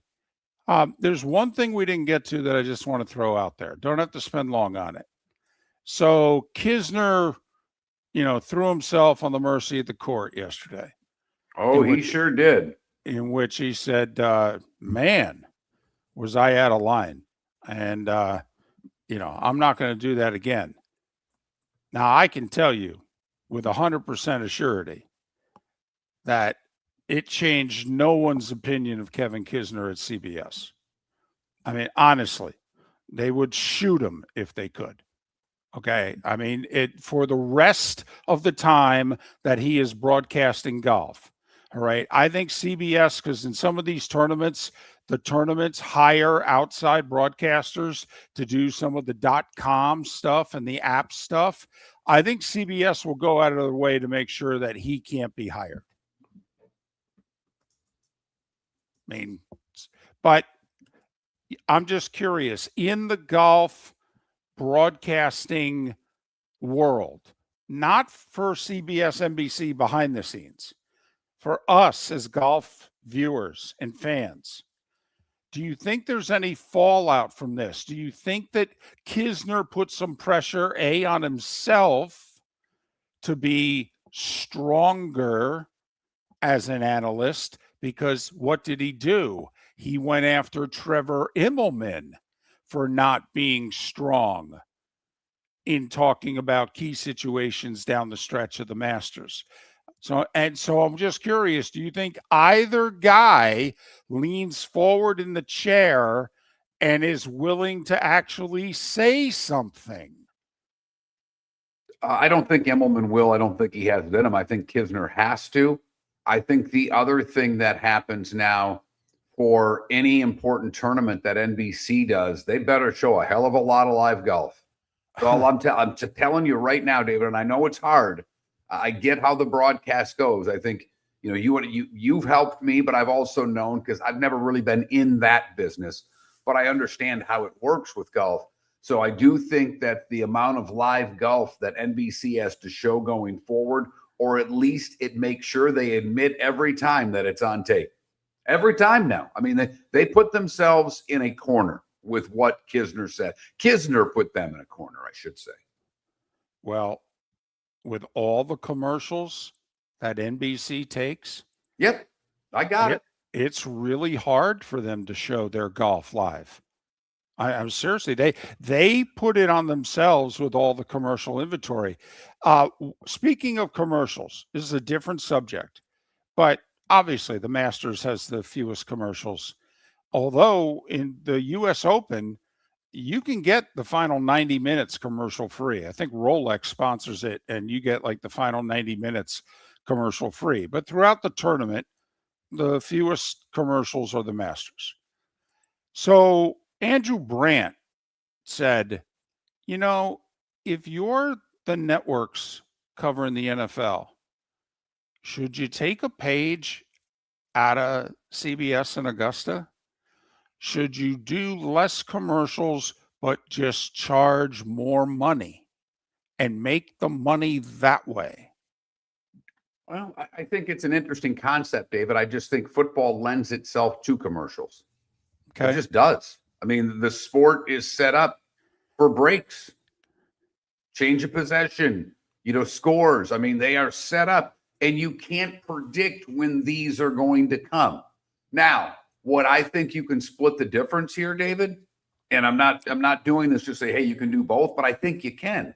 I think you can use a little bit of the US Open method and have far less commercials in the fourth quarter and sell those fourth quarter commercials at a premium. Okay.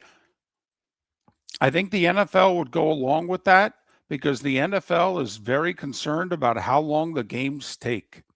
Yes. And so if you're going to take 2 to 4 less minutes of commercials in the final hour of the game, I think the NFL would be like, we're all in favor of that. It's part of why the NFL is not crazy about all the reviews. Reviews take time. Reviews make the games longer. By the way, I know you said get into the NHL first round. I will just go out on a limb and tell you in the NBA, the Spurs in Oklahoma City are going to move past the second round as well and play for the conference. And Oklahoma City will defend their championship. Now, in the East, I think it's a little more difficult. I actually think in the second round, David, Cleveland is going to beat Detroit and Boston is going to beat New York. And I think OKC and Boston are going to play for the title. Ooh, that'd be entertaining. I think so. That's my prediction. Cleveland's had Detroit's number this year. Detroit wanted the Knicks in the second round. They didn't want Cleveland in the second round. And I think the Knicks are right where they want to be, but I just think Boston's better.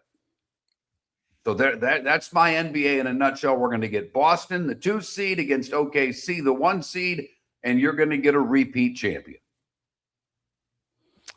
Well, last year we had 3 versus 4 in the conference final in the East.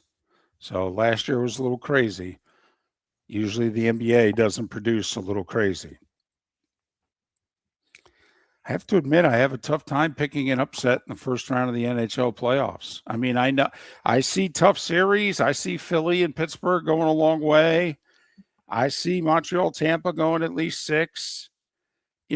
I see Ottawa taking Carolina to at least 6. Dallas and Minnesota. I mean, hell, that's got 7 written all over it. I think Edmonton moves on easily over Anaheim, to be honest. I don't know. I'm having a tough time with an upset. I'll give you 2, David. I'll give you 2 by seeding.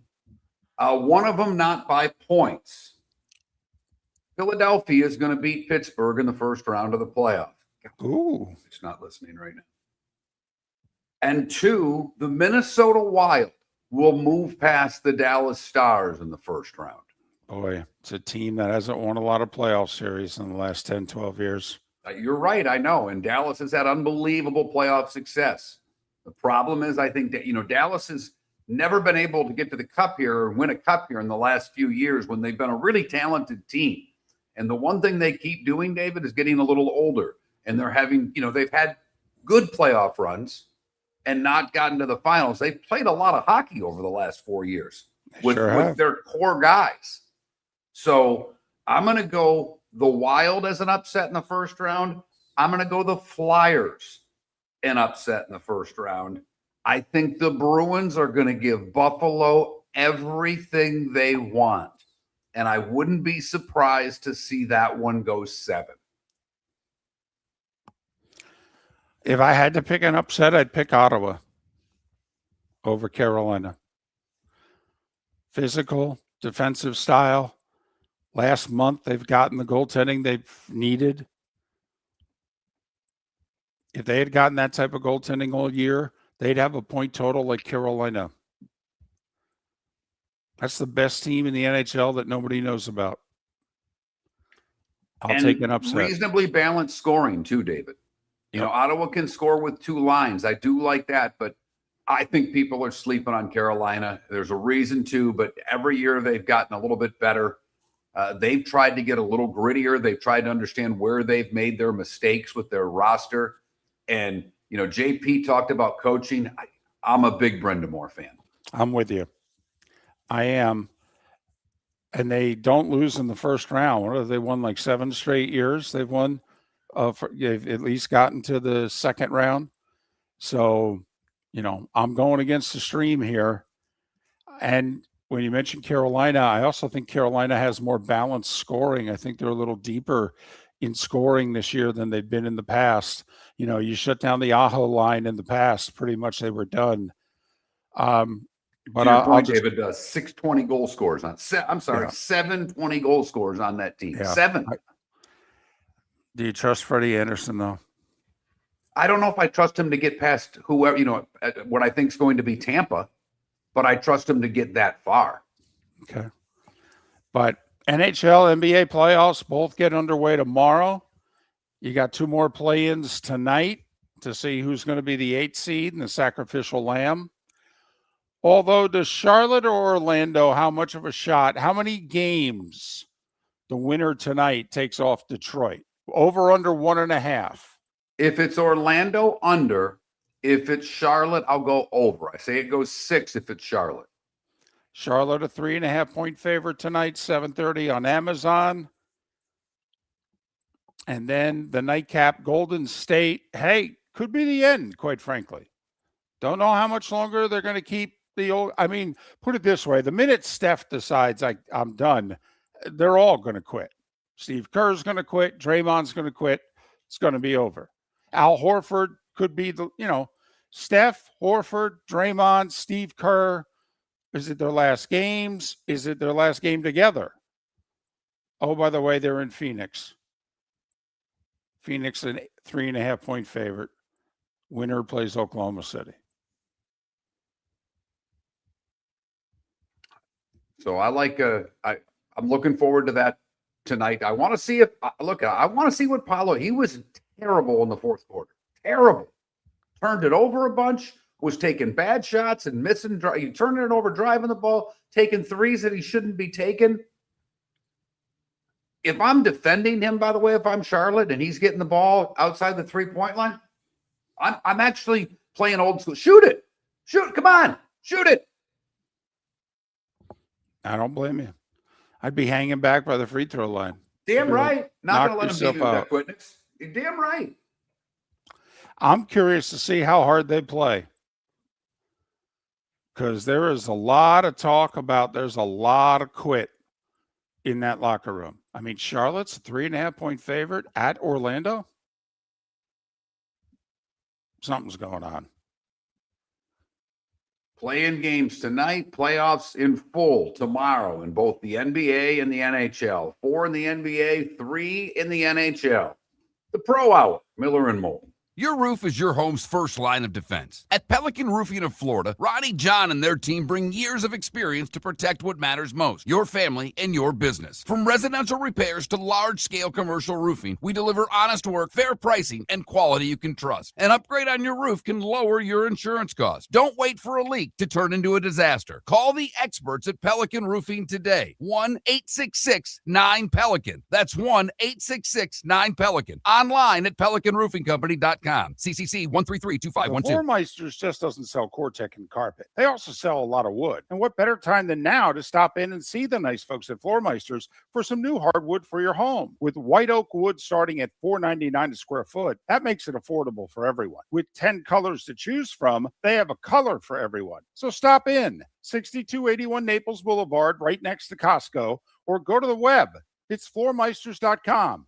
Floormeisters.com. Floormeisters, just keeping it real. American Paint Supplies, for nearly 30 years, is your one-stop shop for all your coating needs. If you are a designer, a contractor, a professional painter, or a weekend warrior, American Paint Supplies is the place where experts go to get expert solutions. At 6100 Shirley Street in Naples off of Pine Ridge, American Paint Supplies delivers the best solutions with the best products with the best support. Meet Gene and his team today at American Paint Supplies. Call 239-566-2700. That's 566-2700 or online at AmericanPaintSupplies.net. Mark Miller for Sleep Treatment Direct. They are helping me with sleep apnea. And by helping me, I mean curing me. No more CPAP machine. No more snoring. No more tossing. No more waking up exhausted. Their expert team got me the right treatment fast and hassle-free. If you want to feel energized and get rid of your snoring, call Sleep Treatment Direct today. 444-1741. That's 239-444-1741. Sleep Treatment Direct. Sleep safe and sound. This is Miller and Moulton. But it would be a great second round series. Go Raiders. I'm whoever Colorado plays in the second round, whether it's Dallas or whether it's Minnesota, I'm all in. And Vegas, Edmonton would be fantastic.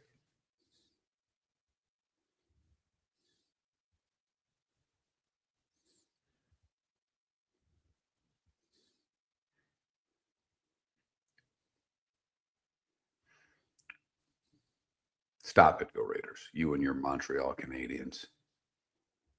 Take you, your Canadians, and your damn Rottweiler and move to flipping Laval.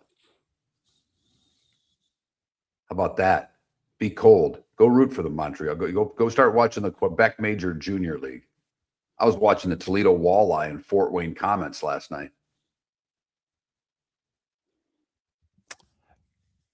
So if I gave an over-under the number of games that are going to be played in the Eastern Conference in the first round, so like if each series went 6, that'd be 24. Over, under 24 and a half. Under. I'd go over. Yeah, I understand it. I'll take that bet with you, and here's why. Okay. Because like last year's Toronto or Tampa, Florida series, you could see a great series going 4 or 5 with a bunch of 1-goal games. Mm-hmm.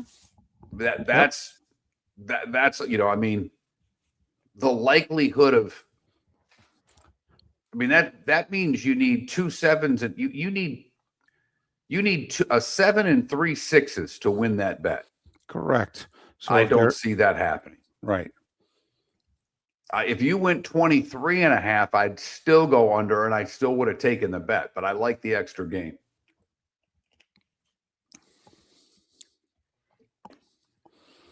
I think we're going to have. It was a tighter conference, but you could do it on both sides because the Pacific Division was so tight and those teams by points are so close outside of Colorado that we all think is going to whip up on the Kings.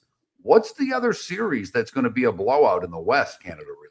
That's the other thing. David thinks Edmonton's going to handle Anaheim. Okay, they were separated by a point. And I know one's got all kinds of playoff pedigree and the other one doesn't. I get it. But just from a standpoint of competitive balance, they're really close too.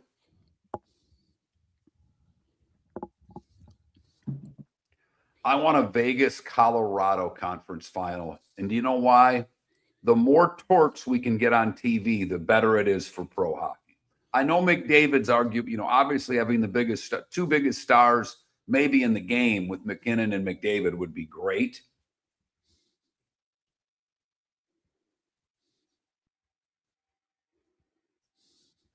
But torts, we all really loved Maurice in the interviews on the bench. David, could you imagine 7 games of getting torched 3 times on the bench in the conference finals? Oh, it'd be great. Oh, my goodness.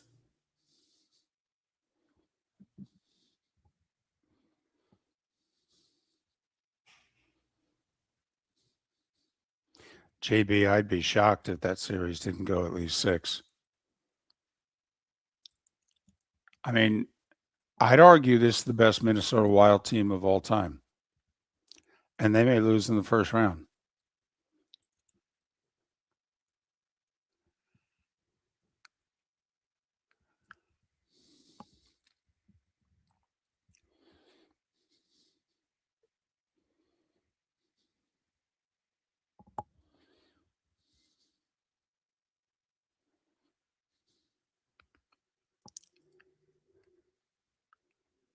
You got anything here? Not really. Okay.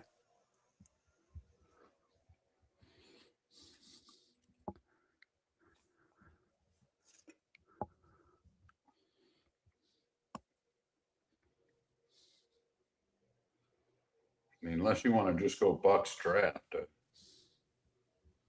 the things I am saying out loud right now are scary.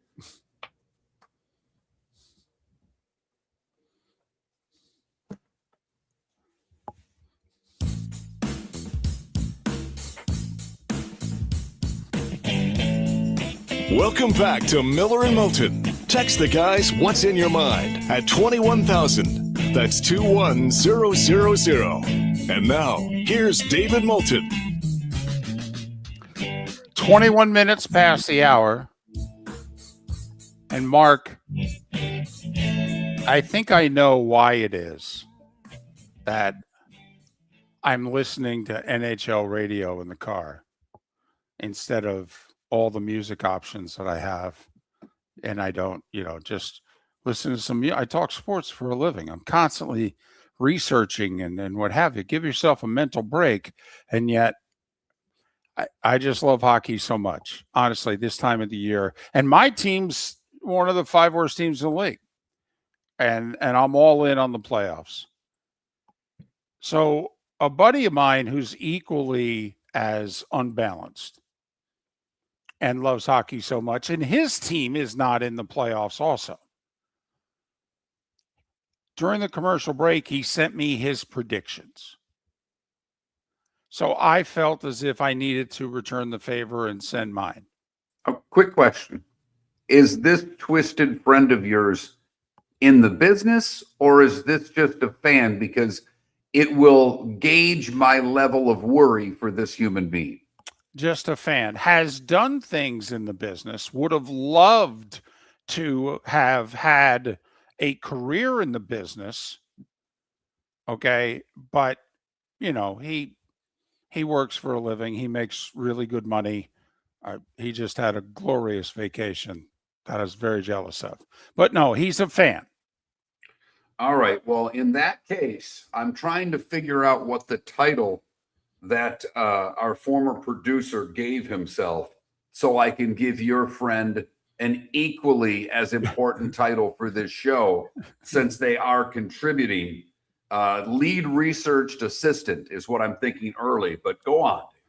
He does send text if there's like breaking news during the show. He does text.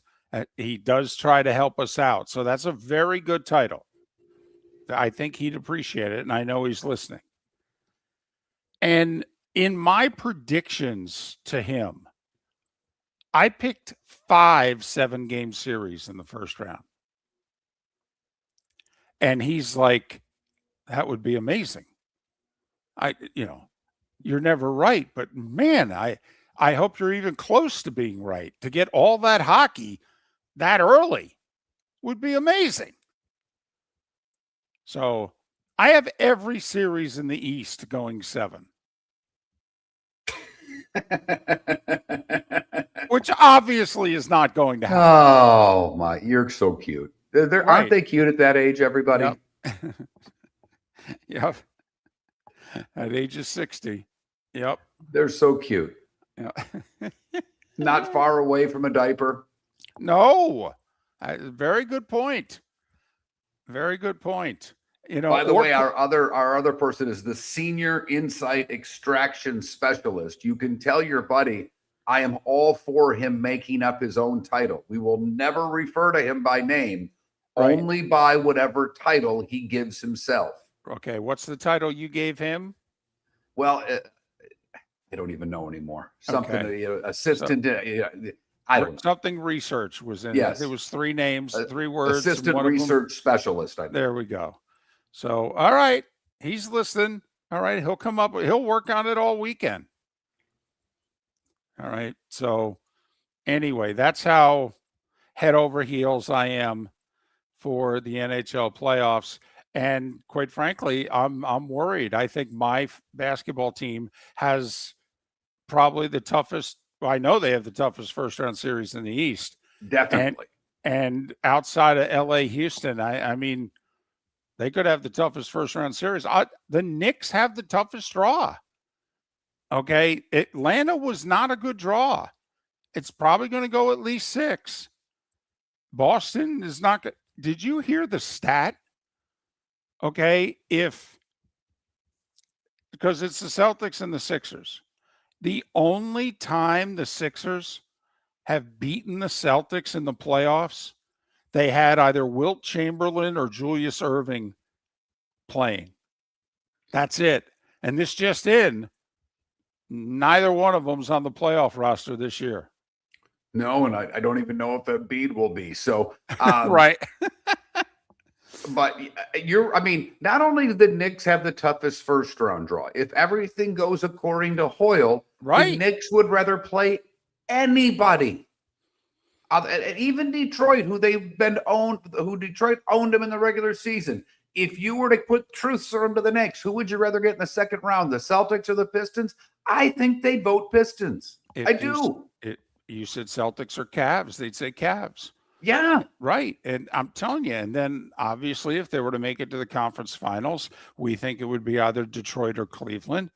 And then the finals, I mean, how do they match up with OKC and or the Spurs? I mean, I'm telling you, the Knicks, who it's finals or bust, I think have the toughest draw. And I actually like the Knicks team. I like their players. But it was so annoying last year that if they got bounced by the Knicks, I wouldn't be, or by the Hawks, I wouldn't be at all upset. I would be for you, it's your team. But from a national media and having to listen and watching shows, you can get the Knicks out as quickly as you want for me.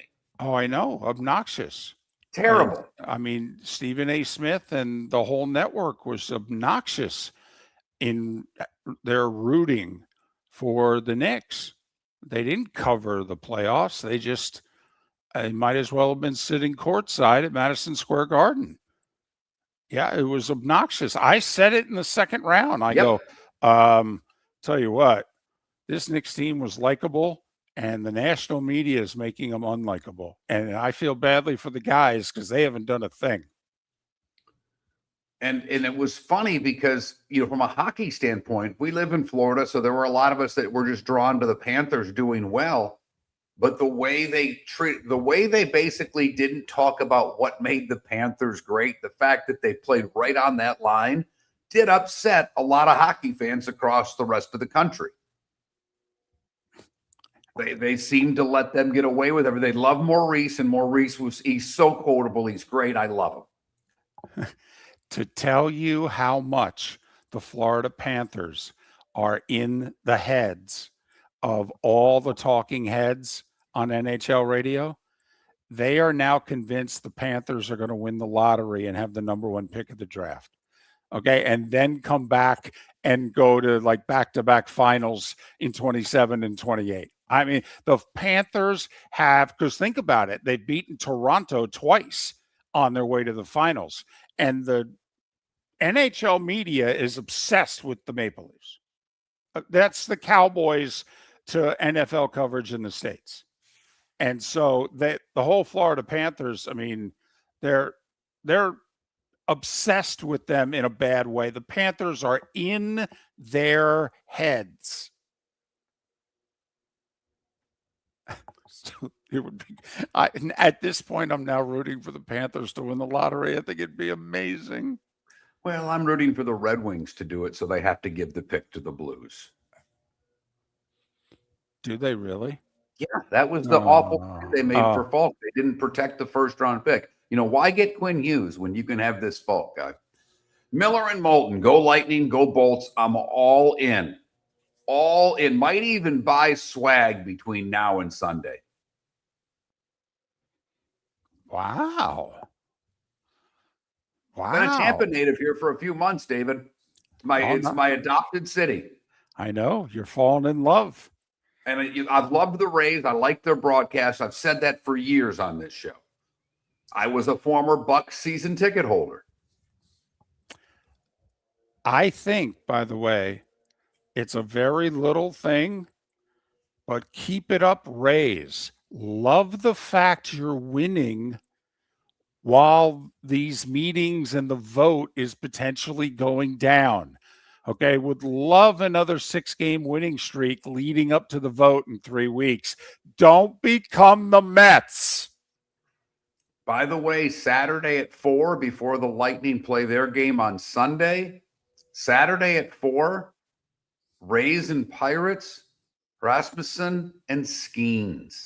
Oh, I'm just made your day. Saturday, 4:00, David. Get an early bird. I Miller got and it. Moulton, Pro There's Hour. sports. Thanks for listening.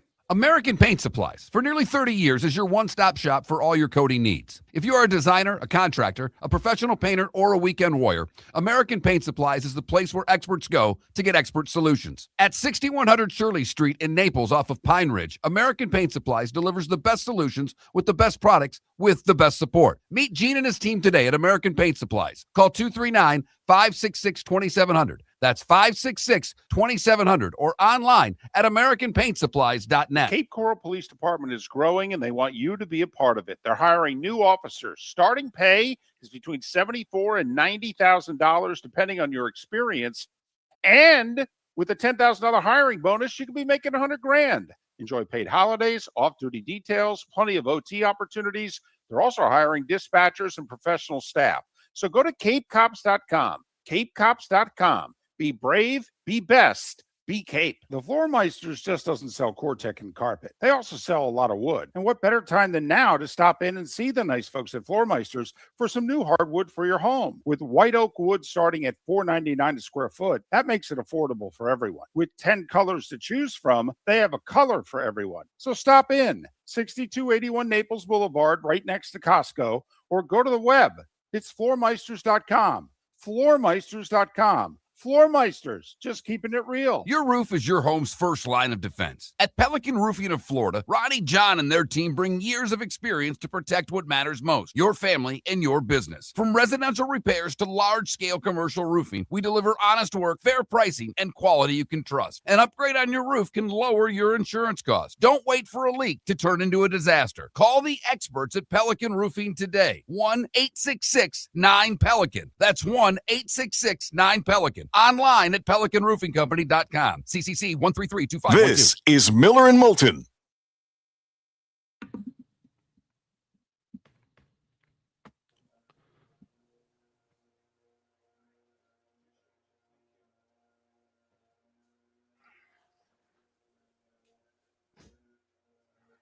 Are you going to either of them, RCB, or are you just watching them?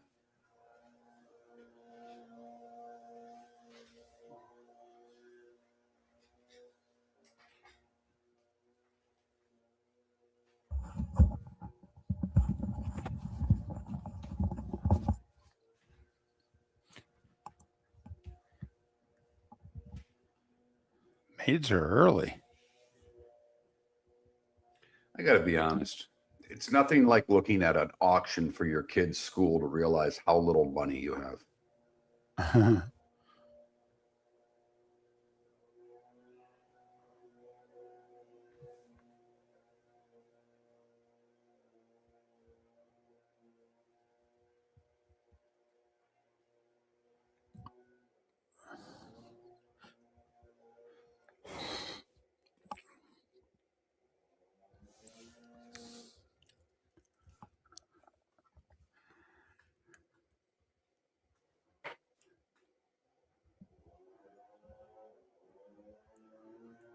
I will say upstairs center ice for Sunday is $140 per. That's not, I don't think that's terrible.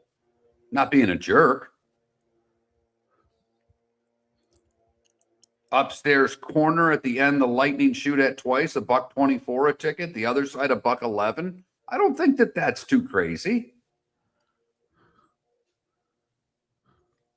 Hell, the Red Wing tickets a couple of weeks ago were as much as this. They went down once the Wings blanked the bed, but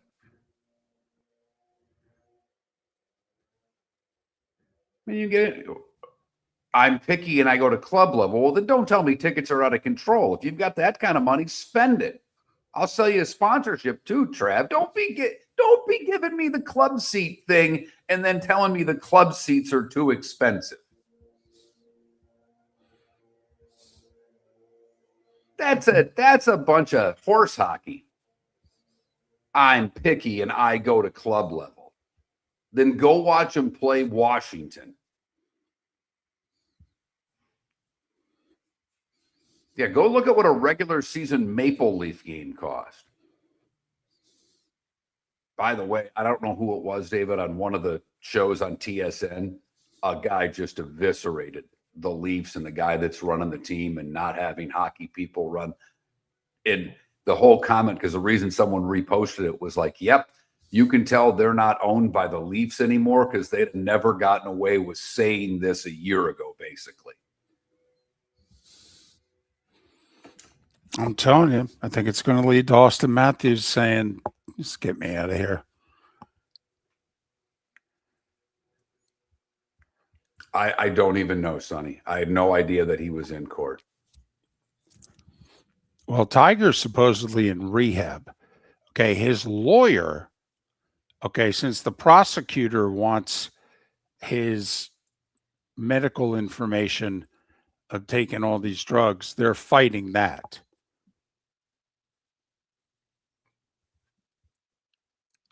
So Tiger's supposedly somewhere in Europe in some rehab.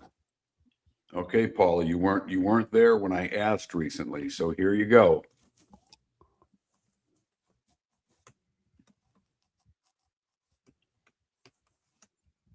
Whoops, streets. Take the W off. Yeah, my buddy texted me from Cincinnati. I'm just got done saying that it was bingo and potluck where I'm at. He's in the Bourbon Lounge at the Reds game, eating a filet with crab on top, shrimp, and Weller's Reserve bourbon, and text, I wonder what the poor people are doing, to which I responded, I just told you, having potluck and bingo. Wow. Well, The view was awesome from the seats. He took a little video. Well, that's like when Rory said, I dropped my kid off at school. I flew to Augusta, played around, flew back. I mean, if you had it.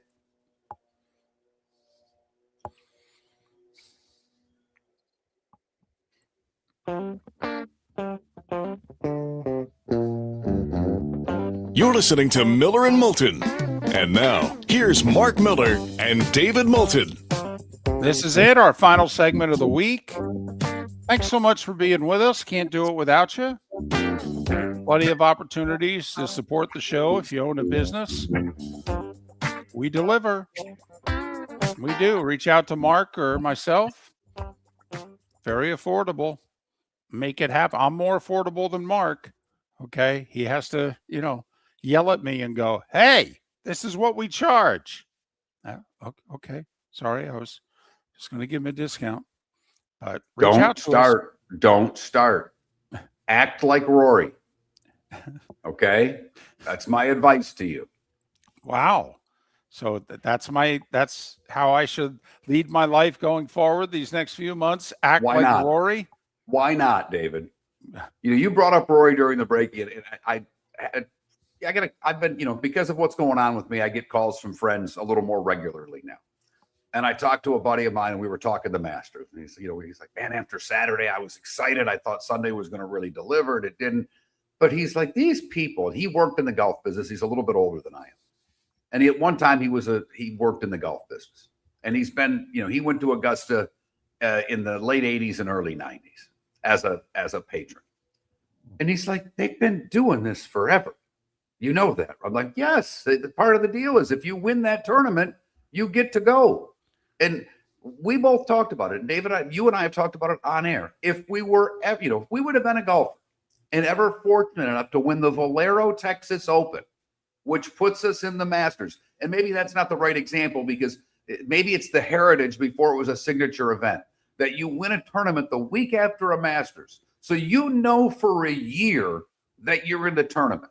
You're invited, which means you get to play practice rounds. I would be on the phone with them every day.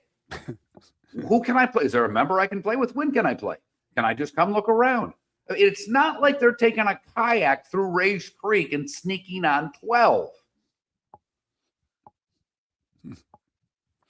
Enough already.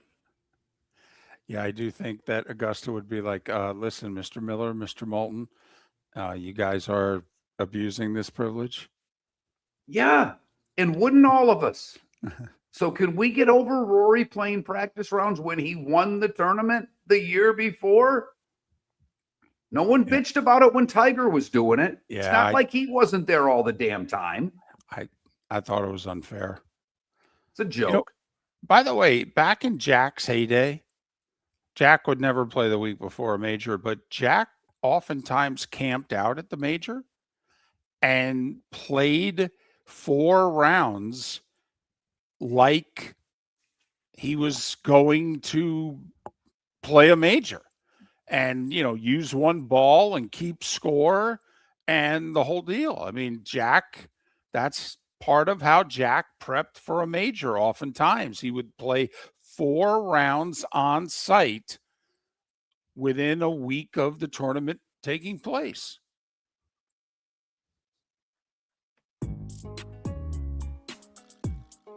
It's that time again, nearing the end, but not quite there yet. Here's Mark Miller with Today Was the Day When. Franklin died today in 1790 at the age of 84.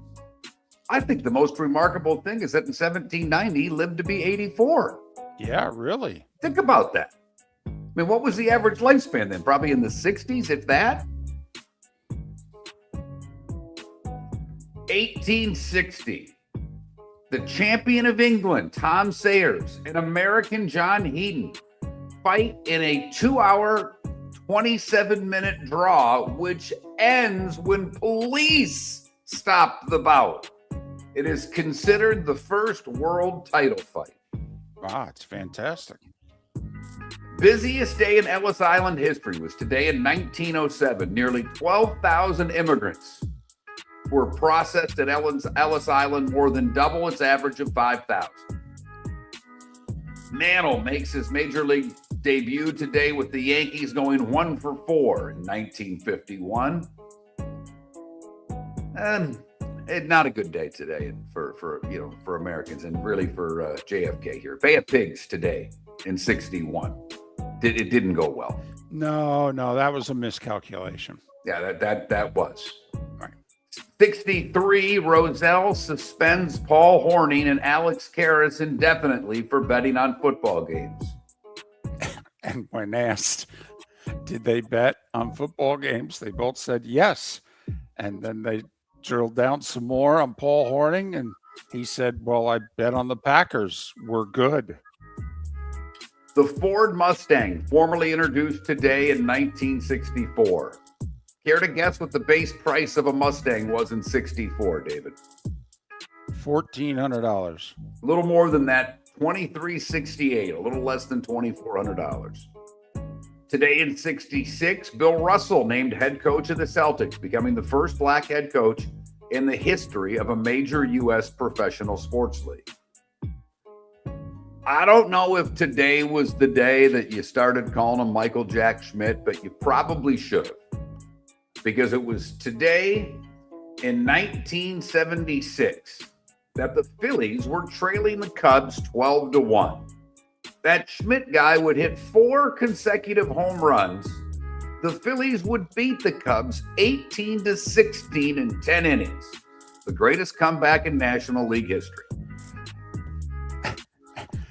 Well, Harry Callis, doing the Phillies, but Harry Carey doing the Cubs. And Harry Carey, when Schmidt would come to the plate, would just go, there is that guy again. Oh, boy, he's a problem. I just found it hysterical. It was like, you're sitting around with your friend and it's like, oh, blank, Schmidt's up.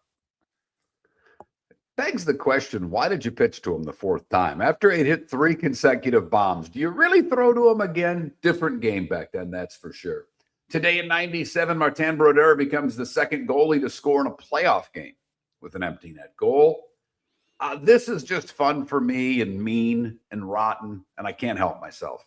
Today in 1999, with the first pick of the NFL draft, the Cleveland Browns select Tim Couch. Hey, I believe in the same draft, did Achilles Smith go third to the Bengals in the same draft? I'll trust you on this one. I hope this isn't, Moulton trivia. That's all I'm saying. It could be. I mean, the I'm wires. not saying you're wrong. I can't. I don't have it. I don't have it for you. Game of Thrones premiered today in 2011. Alexander Cartwright, the inventor of modern baseball, J.P. Morgan, Harry Reasoner from 60 Minutes, Don Kirshner from what was it, the Kirshner Rock Show or whatever that was called, Bjorn Salming, and Rowdy Roddy Piper would have all celebrated birthdays today. Former NBA coach Dwayne Casey is 69, Boomer Esiason 65. Maynard James Keenan from Tool is 62. Wow. Liz Phair's 59, Marquise Grissom also 59, and Jennifer Gardner 54, Tony Baselli 54, and Victoria Beckham, the only Spice Girl that still matters. She's 52. What did I miss, David? Well, I just want to finish the 99 draft. There were Couch, Donovan McNabb. Eagles fans went crazy in a negative way. They wanted Ricky Williams so badly. Achilles Smith 3 to the Bengals. The Colts took Edgerrin James instead of Ricky Williams. Okay. Colts fans were going, what? And Bill Polian, to his credit, went on camera and said, oh, you got to trust me on this one, because then the Saints traded the whole draft to move up to 5 to take Ricky. Couch. So I mean, and Ricky was a good pro. So one, so what? 3 of those 5 are good picks.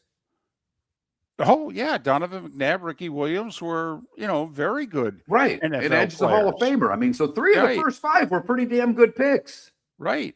The 2 other ones were busts. Yeah. And the Bears, Cade McNown later in the draft. Vikings took Dante Culpepper.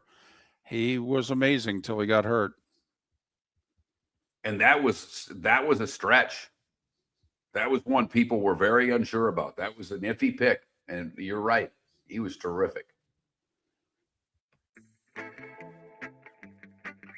Time to see life a little bit differently. Here's Mark Miller with the good, the bad, and the ugly. I've got an What you got, assignment. Mark? I've got an assignment for you, David. Okay. This is very gooberish for you, but you're going to love it. Since you did the 99 draft today, Okay. I'm going to try to find a draft a week, Monday, Tuesday, Wednesday, and before we did, maybe even on Thursday, that every day we can go back in history and you can give us a little draft history. You can find whatever drafts you want. I don't care if it happened on that day. But we're gonna get some draft history next week. I'll try to match up exact days. So That's now my job. I have homework for the weekend. Okay. And that bothers you to do draft research from drafts gone by. No, because I really was going to dive into this draft this weekend. So why not? So when you take a break, you can look up the 88 draft. I'm going to say I'll have baseball and hockey on the TV while I'm doing nothing but NFL draft research. We go to Michigan for the good of what could have been an awful. A Michigan gas station clerk helped save a teenage girl who was abducted. A person with a history of rape allegations abducted the 16-year-old at gunpoint. And then the guy went to get a pack of smokes. The gas station clerk, Abdulrahman Abdaham, saw the girl mouth the word help to him. He then took action and got police involved, and they saved the girl. Outstanding story. Great job by her and him, for that matter. For the bad, we go to Sumter County here in Florida. When an RV got pulled over on I-75, William Hicks was pulled over after failing to maintain a single lane. FHP approached the truck and said there was a little odor coming from the RV. They brought in the canines, and it turned out there was 2,000 pounds of reefer on the RV. Finally, the ugly, we go to Disney World, where Keith Newman, a 47-year-old British man, is in a little bit of trouble, and the flight attendant from Virgin Atlantic, my guess, is going to lose his job over this. Apparently, a teenager jumps the line at Disney World, and the 47-year-old pushed the 18-year-old to the ground. He was thrown out of the park and arrested. And that is the good, the bad, and the ugly on today, Friday, April the 17th. It's brought to you by the Cape Coral Police Department. Hiring new officers, offering great pay, a signing bonus, up to 10 grand signing bonus. You can make up to $100,000. Benefits, overtime, all kinds of great stuff. Other jobs available on the Cape as well. For all information, capecops.com. That's capecops.com. Obviously, no hockey tonight. NHL playoffs get underway tomorrow. Lightning's playoff game is 5:45 Sunday. Game 1 against Montreal. NBA, 2 play-in games tonight, both on Amazon. 7:30, Orlando hosting Charlotte. The Hornets, a 3.5-point favorite. 10 o'clock or thereabouts, Phoenix hosting Golden State. The Suns, a 3.5-point favorite. Winner of the first game plays Detroit in the first round of the playoffs. Winner of the second game plays Oklahoma City. Obviously, with being a Friday, all the Major League Baseball teams are in action. The Rays are in Pittsburgh, take their 6-game winning streak to the Steel City. Miami's back home to face the Brewers. Mark, it's listed as Apple TV tonight. Tigers Red Sox at 7:15. The series that interests me the most this weekend, Braves at Phillies. Phillies, the whole rest of the NL East is below 500. Braves are what, 12-7? Right. Atlanta's yet to lose a series. If they go into Philly and just simply take 2 out of 3, their lead over the Phillies will be like 4 or 5 games early. Just saying. Yeah, I mean, the Phillies get they get 2 or 3. They're now a game below 500, and it fixes a lot of things. So I'm with you. That series really interests me. And, I think the best series with winning teams is Cincy at Minnesota. But anyway, baseball weekend. By the way, Houston plays the Cardinals. They're both bad. Houston's off to an awful start. A lot of injuries. They had quite a few losses in the free agency, and then their pitching staff's been decimated by injuries early in the season.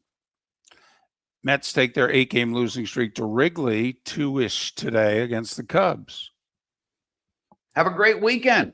More draft talk on Monday. Miller and Moulton. American Paint Supplies, for nearly 30 years, is your one-stop shop for all your coating needs. If you are a designer, a contractor, a professional painter, or a weekend warrior, American Paint Supplies is the place where experts go to get expert solutions. At 6100 Shirley Street in Naples off of Pine Ridge, American Paint Supplies delivers the best solutions with the best products with the best support. Meet Gene and his team today at American Paint Supplies. Call 239-566-2700. That's 566-2700 or online at AmericanPaintSupplies.net. The Floormeisters just doesn't sell Cortec and carpet. They also sell a lot of wood. And what better time than now to stop in and see the nice folks at Floormeisters for some new hardwood for your home.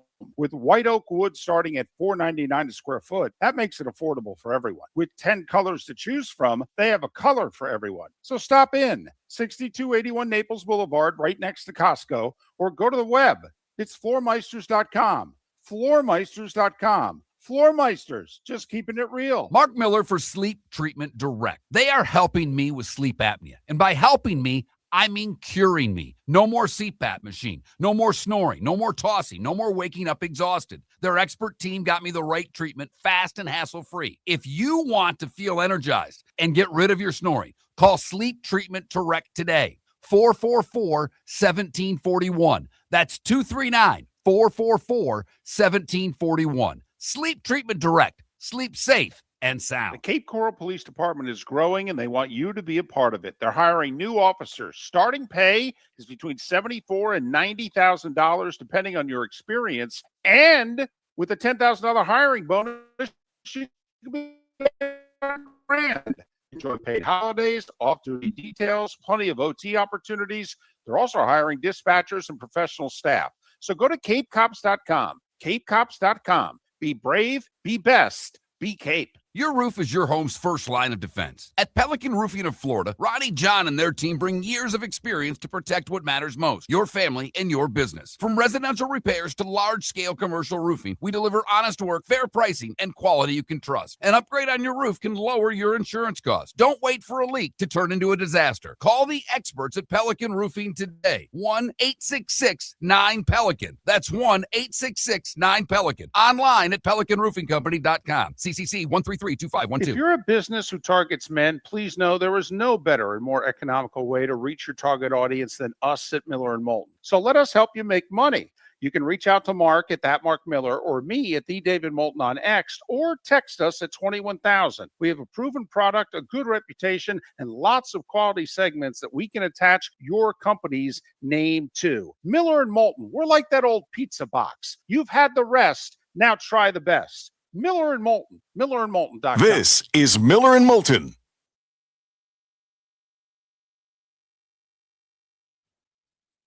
Rick, thanks for everything.